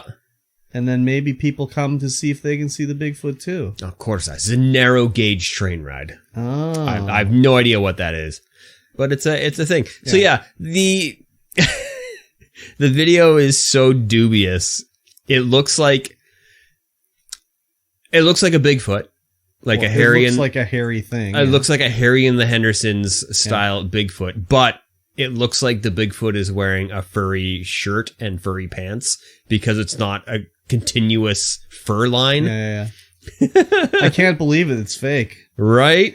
Yeah, I think this is probably the train operators were like, just, don't make it obvious, but go walk on the hillside when the train comes, hide, pretend, hunker down like you're trying to hide. Yeah. And, maybe it'll become a viral thing, which it did. Congratulations. Yes, they did it. It sure did. And maybe some people will come ride our fucking train that we're losing money on. But here's the thing. Uh-huh. The fur is too shiny. It's too straight. It's too perfect. Maybe Bigfoot are like cats. Self-grooming. Or they groom each other. That could be. Okay, let's assume Bigfoots are real. Yes. In the mountains of the Rockies or Colorado. Yes. they would have to be grooming each other. Otherwise, they'd be like, I got a big tick on my back. That's true, but so it looks like they just had the Tresemme experience at a salon. Oh, you got a blowout that morning? Yeah, it looks like it. I mean... And anyone who is deep into the Bigfoot lore would instantly debunk this video because there isn't a goddamn tree in sight. Okay, why does a Bigfoot need a tree? They're always in the forest. Okay, they need a forest. Okay, let's roll that back a little smidgen here. First of all, like how can you be an expert on something that doesn't exist? Some people are. They've just crafted the lore. So, but that's just created lore. Maybe Bigfoots really live in a cave on the mountains, and they come to forage in the trees. That could be. We don't know the biology needs of a Bigfoot. We sure don't. Maybe they need the higher elevation because too much oxygen is bad for them, and their coat doesn't stay as luxurious. Yeah, that's a luxurious coat that Bigfoot's got. Maybe it's a Yeti. Did you ever think about that? Huh? Aren't Yetis snowbound? They just live above the tree line. Thank you very much. Above the tree line. Yeah. Yeah, it's just, pretty fake for sure, but it's interesting to see anyways. Fake. There's a good survival found footage thing about Bigfoot where they go to find Bigfoot in the forest or whatever. They don't find Bigfoot. No, nobody ever does. It's interesting because that movie was directed by Bobcat Goldthwait. Hey, Bobcat. Yeah. So, yeah, if you're not familiar with Bobcat Goldthwait, you should Google his stand-up and his appearances in the Police Academy movies. Yeah, just watch Police Academy 1. Yeah. Just go ahead. That's not how he talks, obviously. No, That's definitely not. But much like Gilbert Gottfried's voice was an act, too. Yeah, it looked fake as hell, but whatever. I think it's just the train yard. Or maybe even the train says, like, hey, be on the look for a Bigfoot. The kids will like it if you see Bigfoot. They sure when will. We went at Christmas, I went to the Wild Lights, Yeah. And it's like, oh, look out for the Pokemon, the hidden Pokemon in the camp. And there's like drawings of Pokemon and shit hidden around there. But it's just like, could that not have been the same thing? Like, oh, we just did a little Bigfoot thing for the kids to enjoy. Yeah, right? So, yeah, Bigfoot. Bigfoot. I'm going to have to find some of these Bigfoot experts you're talking about. Yeah, they're out there. See what they're all about. Have you heard of a man named Joe Rogan? I've heard of Joe Rogan. Bigfoot expert. He's a Bigfoot expert? Yeah. How can he be a Bigfoot expert? He just is. He's an expert in all things. He's Joe Rogan. Yeah, I've never leaned into the cult of Joe Rogan. No? Not really. He says some interesting things. Yeah, but he does have a lot of interesting conversations with a lot of smart people. But he also has a lot of assholes on his show. He has everyone and their dog. Like, I don't know why you would ever have Jordan Peterson on your show more than one time. It's a good conversation. Is it? Is it? I haven't listened to the Jordan Peterson ones. Can't imagine it is, because Jordan Peterson's an idiot. Yeah. I don't need to watch an interview with him to know his ideas are stupid as fuck. But Joe Rogan knows how to hold a conversation. He knows how to carry a conversation along. He knows the questions to ask and how to keep people engaged. Is this the comedian from Fear Factor? It sure is. Ah, okay. Yeah, he just knows how to have a good conversation. Depending on if you like the subject matter or not, that's that's to be decided. I don't know. I've just seen clips of the show and him and the interviewers on TikTok and stuff like that. I mean, obviously, it's just a clip, but I just was like, no, I'm not interested in this. No, thank you. No mas. No mas. No mas. Yeah. Well, that's going to be it for news then. Okay, fine. Ladies and gentlemen, GameClub. Oh, shit. Each week, we play a video game. We play a chapter or a segment or a timed interval, and in this case, a mission of that video game. Yes. And then we talk about it. Yeah. And we are currently playing Control. Mm-hmm. Amazing. Awesome. Let me preface this. Let me go ahead and say first, this is a game club. You can play this game along with us. You received it for free if you have Epic and you've been receiving your free games every week. You have this game. You 100% have this game. And you can play along with us. You can join us live in the chat at twitch.tv/StreamvoidPod. Yep. Or you can join the Discord description and look down below in the description. There's a link there. You can join there. And each week you can post within the forum post that we've created for the game. Yep. And we will read it out on stream and you can let us know what your experiences are. Because this is a club. It's good to discuss. Yep. And yes, chapter 4? 3? I don't know. 4, I think. Yes. Okay, I'll preface this chapter Uh-huh. before we talk about it by saying security level. When you have a security card, you go up to the thing and you hold down X. Uh-huh. And it makes a sound like you have been denied. And if you have the card and clearance, it still makes that sound, but if you continue to hold X, it'll open the door. Yeah, I think it just goes when you walk up to it. Yeah. And then you'll use your card.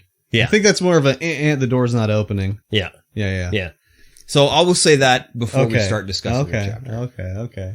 That sounds interesting. So I've unlocked spin mode for my gun. Yeah, I did too. It's That's awful. a pretty cool. I liked it. I didn't like it at I all. liked it. I was having fun just blowing dudes away. Yeah. Because they just sort of like, take the shots. They get stunned a lot more when you use spin. They're just like getting hit and sort of staggered a bit. Yeah. So I like that, but it does, I don't know. The aim over distance, not too good. Yeah. So. I still enjoy the original. It's just got a lot of weight behind it, a lot of I punch. mostly and I love use firing that gun. the original one, but I did try out the Pierce mode or whatever I is. unlocked Pierce mode right at the end of the chapter, so I didn't get to use it. Yeah. I was like, oh, sniper mode. And it's like, oh, it's not really a sniper mode. It's more like it's like a charge mode where you charge it up and let it go. I was expecting to be like, oh, I can zoom in a bit. No. That's what I was hoping. I was hoping for some sniper action. No. So, but it does do a lot of damage when you hit with it. So we are on our way to the research department now. Yeah, we want to find Darling. Is his name Darling? Darling. His office to find him, basically. Yeah, but we also are looking for Marshall as well. Yeah, I also did all the stuff that I didn't do for the last chapter as well that I could find. Yeah, anyways. So you got the dash. I got the dash, and you did the incinerator. I did the incinerator, and I cleared the pipes too. Oh yeah. Yeah. Clear the pipes. Yeah, the pipes got stuck up with the poo demon again. Oh. So I had to go there. Oh. Maybe that was the Ati side story for this chapter, because that's the first place I went to, and he had I think it was, because he had 2 missions for me. Oh, interesting. So he had the incinerator, which was the one from last chapter, I guess, and then this one was the poo pipes from this chapter. Yeah, okay. So I did both of those. The poo piping one, I made it more hard on myself than I needed to. Yeah. You have to unlock a door with the cubes to get to the power cubes? Yeah. Yeah. And I was like, oh, there's no cubes here. So I like ran back in the level and found one, brought it back and did it. And then it was like, oh, if I would have just jumped on this box and looked over here, there's like them right in the room with me. So I did a lot of backtracking for nothing. So, which was whatever. Yeah. I got the dash. Oh, so that was the thing. I go and get the dash, and it takes you to like the astral plane. Yep. The tutorial zone. And it says like, it'll say like to dash, press the A button or whatever. So mine, it says to dash, press the nothing. There's no button. Really? So I'm hitting all the buttons. I'm like, it didn't unlock the dash. Like, what is going on? Like, it didn't unlock it. I'm pressing A and B, X, every button. Nothing's happening. Clicking in the sticks, And I'm like, I don't have the dash. So I was like, what the fuck? So then I was like, did it glitch out? Do I have to reload the checkpoint? Like, what's going on? So I'm like, okay, well, maybe it's like a combo button that I don't know. Let me look in the controller settings, whatever. So I go and look. It just hadn't assigned it to a button. That's it was weird. there, but it had no button. So I assigned it to a button, and then it worked. Yeah, That's it was bizarre. so weird, dude. Because you're playing on console, right? I know. It was That's so weird. Because, like, I'm streaming it, and Bob Gaming was just like, he's like, it's X button. It's X. Just hit the X button. I'm like, I'm hitting the X button. Nothing's happening. So then I go, and it didn't bind it to a button. That's so weird. Yeah, it was weird. So How bizarre. So I got that ability. I also got another ability that Mikey T did not get. Yep. This time I am the non-ability getter. Yeah, this one's called like it's not dominate. It's something like that, but you can like take control of a bad guy when they're at low health. So it's not really that much of a help really at the start, because I haven't upgraded it. I think as I upgraded it, the damage that I have to deal to them is less. But like for this one, it's like if they have like a sixth of their HP left, then it's okay. Huh. So you take control of them and then they get shot by the bad guy and die. So it doesn't really was that an object of power for that? Yeah, it was. What was it? A safe, maybe? Huh.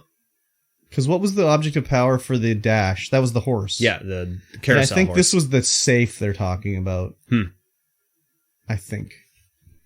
But yeah, I found that. I don't remember where I found it. It was somewhere in the level, obviously. Yeah, it must have been back in maintenance. Even when I got it, though, Bobby, who was watching, he's like, "Oh, you got that already?" So maybe I got it a little earlier than you're supposed to. Maybe it's back in maintenance, because I didn't go back through maintenance at all. Maybe. The only thing I could think of was there was that one room. Oh, I think it was this area where you go through and there was the red door was blocked off and there's the red like cubes around that you blow away and then the door opens to the side. Yeah, maybe it's in there. Could be, because I didn't realize you could actually blow those red cubes away until this chapter. Yeah. Because you have to do it. Yeah. No, we did it before once. Because to get into the one zone, parapsychology or something like that, there was the red whole big wall and there was all the red ones around the room that we had to shoot. It's in like when you're going up to Darling's office. Yeah, if you well, go that's down, in this chapter. Oh, yeah. It wasn't in the chapter before? No, it was in this chapter. Wow. Yeah, because I never shot one of those red things until this chapter. And it wasn't the proper way to first shoot your red thing. I got a quest. Like during this chapter, you can get quests to go and do other things on different levels.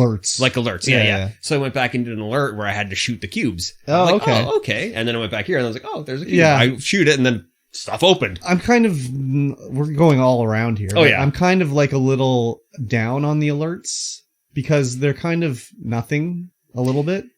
They're just a way to farm experience and mods. But there was one, it popped up and it was like, oh, there's something going on in the executive area. Mm-hmm. So I was like, okay, I'll do that. So you have 15 minutes to go do it, right? So I start heading back. I get to the executive area and I'm like, oh, I finally found the room. And it's like, protect the guys or whatever. Yeah. I literally open the door and it goes, failed. Because the guys immediately killed them in the room and it was over. Yeah. And I was like, there was still 7 minutes left. Like I didn't even get to attempt to save them. Yeah. They just got killed immediately. The first one I did. So I was like, oh, fuck, this is stupid. The first one I did, I went back, opened the doors to, it was somewhere in the executive area. Yeah. And I just got instantly murked. Oh, yeah. It's just like, oh, you're dead. Yeah. Like, oh, okay. Well, I guess I'll retry it. And it's like, no, that's it. Once you're dead, once you die on the alert, it's done. But I think those alerts are just sort of like, they cycle through them. Like it'll probably give you the exact same one in a different room or something like that later. So they're nothing too crazy. No, anyways. They're literally just for farming experience. But even then, I don't even need like any crafting materials. Like, no, I don't think they give you crafting materials, just mods. Oh, well, I mean, the drops even. Yeah. But, like, I guess leveling up, the only thing I've left to do is, like, level up my ability to make higher level mods. Because right now I can only make level 2 mods. You can make mods? Yeah, in the crafting menu. Oh. Yeah, one of the options is to make mods. And you can level up your ability to make mods. So I have a level 6 mod I found, but I can only make level 2 mods. Wow. Yeah. You found a level 6. Yeah, I know. It was like, wow, it's got like or maybe it was level 4. I remember it was two Roman characters. Yeah. But I thought it was 6. But it had a different color to it, like the number or the description or whatever. I was like, ooh, this is like I've only found level 2 so far. No, I got some higher ones. Yeah. What else was interesting in this chapter? So I'll tell you my experience in this chapter. In the door? The door experience? The door. So you're on your way to find Marshall, right? You go down, take the elevator. Sorry. Marshall is one of Darling's crew, like the old chief's crew, director's crew. Yeah. Very trustworthy. Got to go find her. Yeah. So you go into research. Take the elevator down to research. Nice atrium style lobby. Lots of stairs up and down. You go up, you go to Darling's office, you go down, and you find some other stuff. There's a door that's all blocked up, and you're like, oh, I need to cleanse a control point to find this. So I'm looking all around the place. Is that the red door? Not the red door, no. Okay. I'm looking all around the place, can't find the control point. I'm like, okay, no control point here. That's fine. Yeah. And so I go down to where the door is you're supposed to go to, and I go up to it, and it's like, you don't have the security clearance. I'm like, okay. So I just walk off, and well, where the hell am I supposed to go? Yeah. And so I find an elevator that's not operational, and I'm like, oh, it looks like I'm supposed to go down here. I can parkour my way down there. Oh, God. So I parkour my way down there. Oh, wow. No problem. Wow.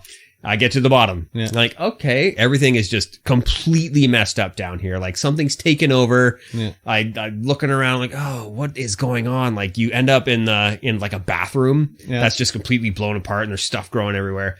And I continue on. I find the power cube for the elevator so I can reactivate the elevator. Reactivated. And I go further on and this whole room's just messed up. And the enemies here are like, they're like the Last of Us kind of enemies. The cordyceps guys? They're like cordyceps guys, but they take so many shots to kill and they one shot you or two shot you and their bullets are so small when they shoot that you can't see them. Okay. And so I died down here so many times that I'm like, I'm right in the room where I'm supposed to be because that's where the marker is. But you're down I'm down a whole spot. Yeah. And so I'm in here. So I find a control point or something. Yeah. I find a control point. I cleanse it. I'm like respawning here. I'm like, where do I even go? Yeah. Where do I even go? Yeah. And so I'm like, I'll just go back up and look around and I can't find anything. And I finally go back up to the door and I'm like, well, this is the only door that I can go through. Yeah. And it's like, I'm supposed to have the level clearance. And so I just hold down the button that it opens. Yeah. I'm like, damn it. Yeah. I know which key cards I have. So if I see a number, I'll be like, I can open this door and go through it. But if I think I have up to 4 now, maybe. I think at the end of the chapter, you get 4. So at that point, I was like, oh, no, I have the number 4 now. I can definitely open up the Post-it note room. Yeah. So I was like, I'm going to go do that. So I did do that before I ended the chapter because you didn't need to do that. Spoilers, who cares? Yeah. It didn't really do anything, really. I think there's one little note in there and then maybe a chest, but it was not worth it. I thought there'd be something cool as hell in there or something. Do you have to lock in the astral elemental? The say what? Oh, yeah, the guy in the room that's chasing you around. Yeah. Yeah, you do have to lock him in. That's the only way you can get through that little area. So there's like a astral thing that escaped they're testing on, and it's just like decimating this area it's in. Yeah. And you have to like bait it to go into a hallway and then run all the way around and push its button before it comes out the other way. And that was a bit of a pain because at first I was like, what am I supposed to do here? Like, I don't know.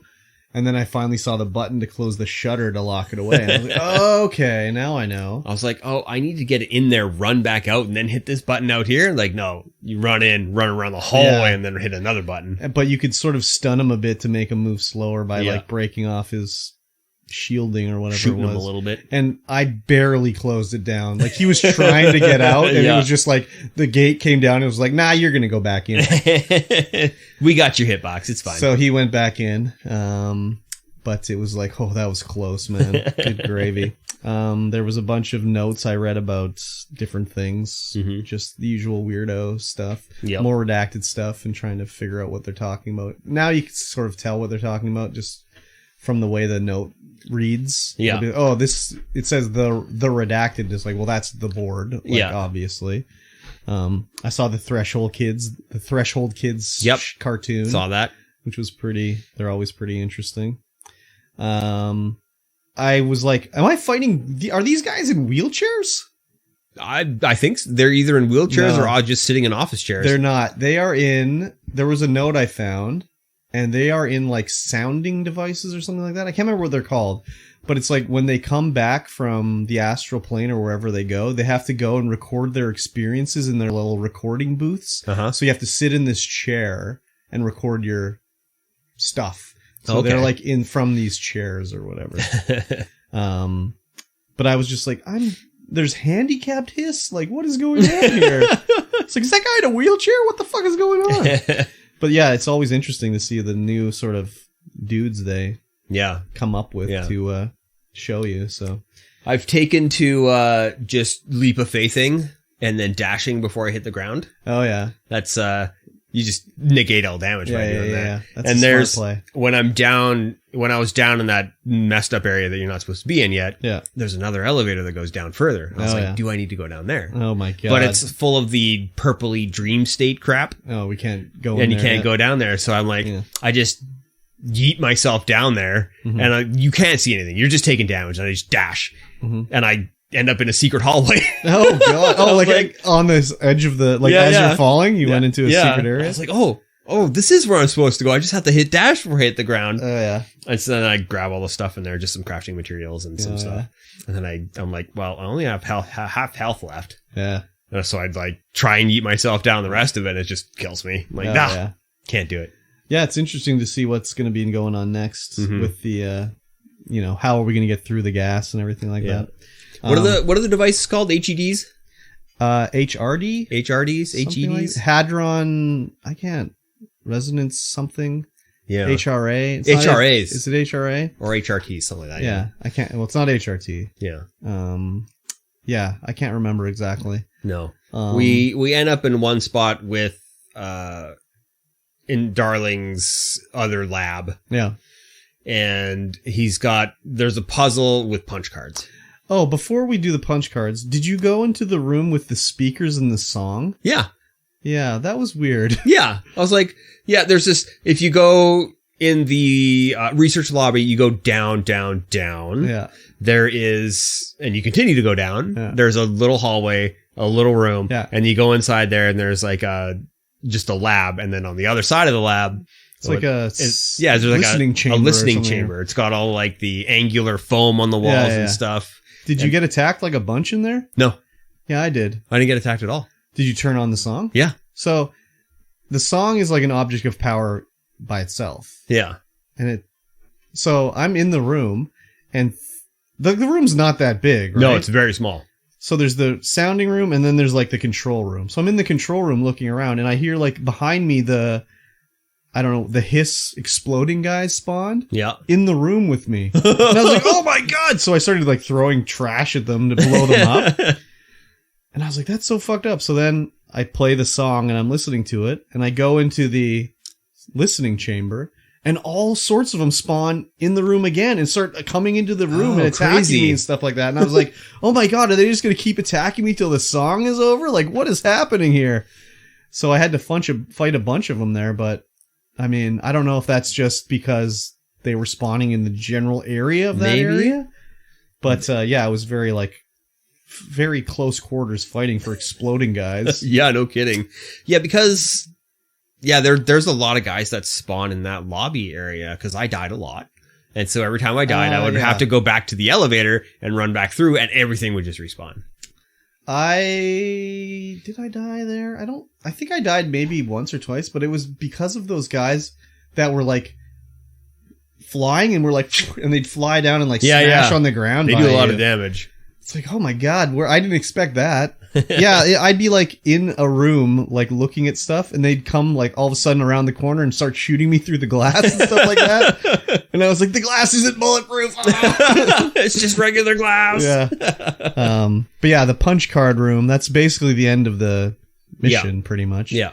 Where, because they can't use, I think the whole idea with the game, story-wise, is us as a civilization give objects power by the amount we think about it and use it. So because everyone is on their smartphone thinking about their smartphone, there can't be smartphones in here because that could become like a conduit for the hiss, more or less, to come through because it becomes like an object of power. It's like synonymous, something everyone knows. Yeah, everything's got to be like old and analog. And that's why it's old computers with punch cards and shit. It's because no one's thinking about that. Yeah. It's old and busted. So you can use a computer that's old because it doesn't have any power over whatever, right? Yeah. So to operate this crystal, I don't even know what it was. It was trying to power a crystal. Yeah, it's some kind of large HRD. To make more of them. Yeah. We need to energize these crystals. But to turn it on, we need to use these punch cards. Yeah. And each punch card has a logo of... Did you do the hacking thing where you had to spin the computer one? There was a computer hacking one I had to do where I had to match the logo like that. Yeah. That's how you get into that room. Oh, okay. Yeah. Yeah, so there's these weird logos, and you have to like find which punch card goes to which computer, but there's clues by each computer. There'll be a whiteboard that says number 4, and there'll be like 6 punch cards, and 3 of them are crossed out, and you have to figure out what punch card goes to which computer anyways. So yours was like that. Oh, what?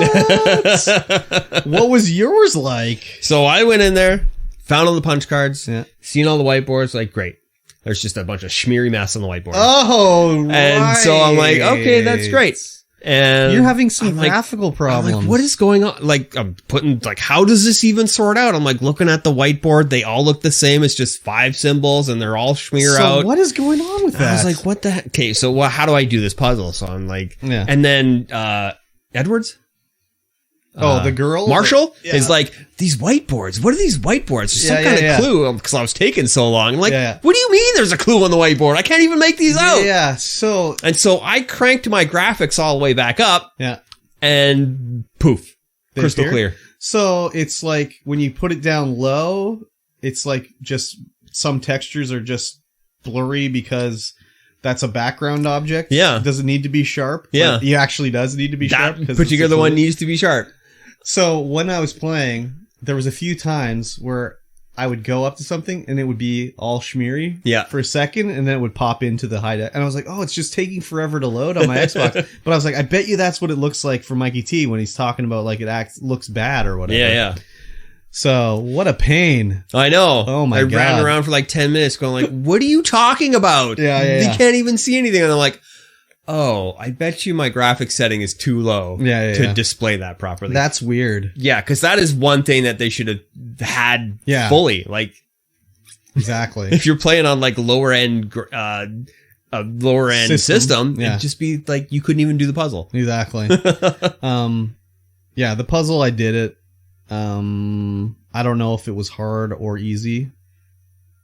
I don't know. It was pretty easy. Yeah, I was going to say, like, I literally did it the first try, so I can't imagine it being a difficult puzzle. But, Yeah. I mean, I don't know. I didn't do it first try because I had because the one whiteboard by number 3 has this could be either one of these. So I had it the wrong way. I pictured it as switch places with them. Oh. That's what not either or. I pictured it as like, oh, we wrote them in the wrong spot. These should be switched. Oh, okay. So, but, I mean, everything else, it was just first try, so. Yeah. And then we started the crystal and it broke. Yeah. It's like, oopsie poopsie.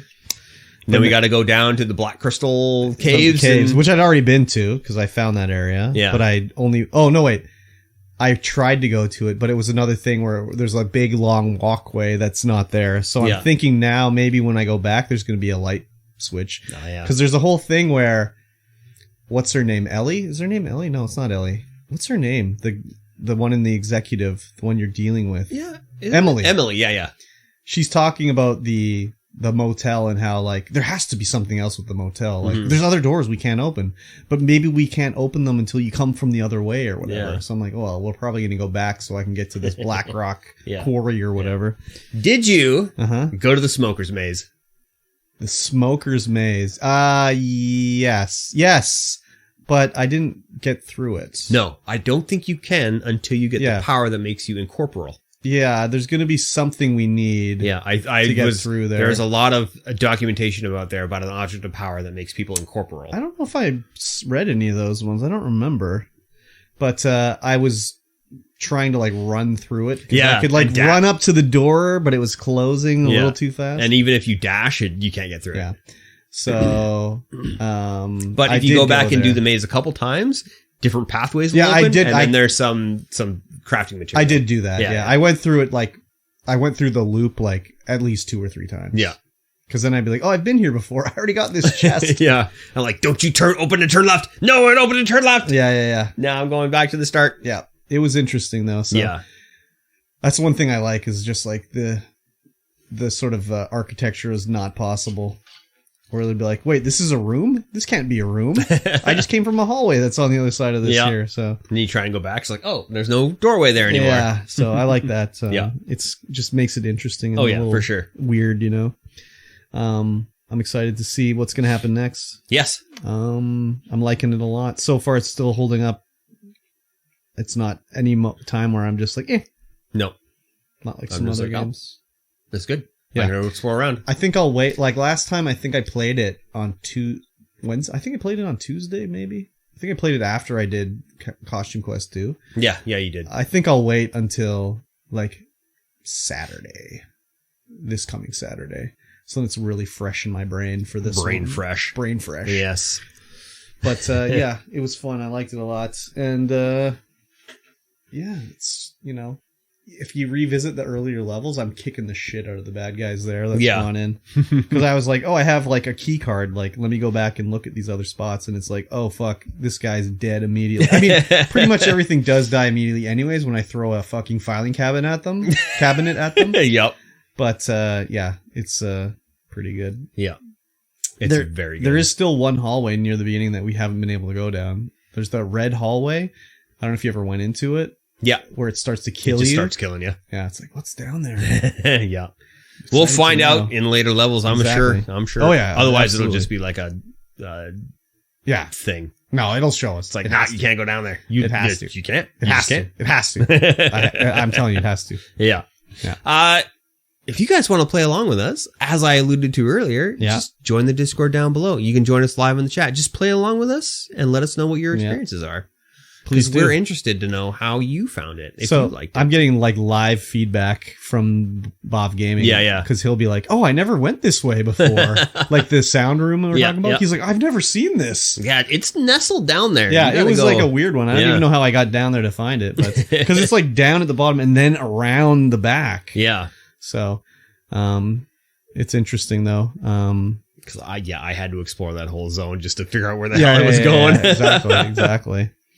Yeah, lots of fun. Get in there. You will enjoy it. You will enjoy it. I guarantee it. Yes. And that's going to bring us to the end of this podcast, episode 146 of the Streamvoid Podcast. Yep. If you liked what you heard, make sure you get us out there. Share us with a friend. Let your friends know that we're two cool dudes. Please do. Talking about video games. Yes, ma'am. And other things. And Bigfoot.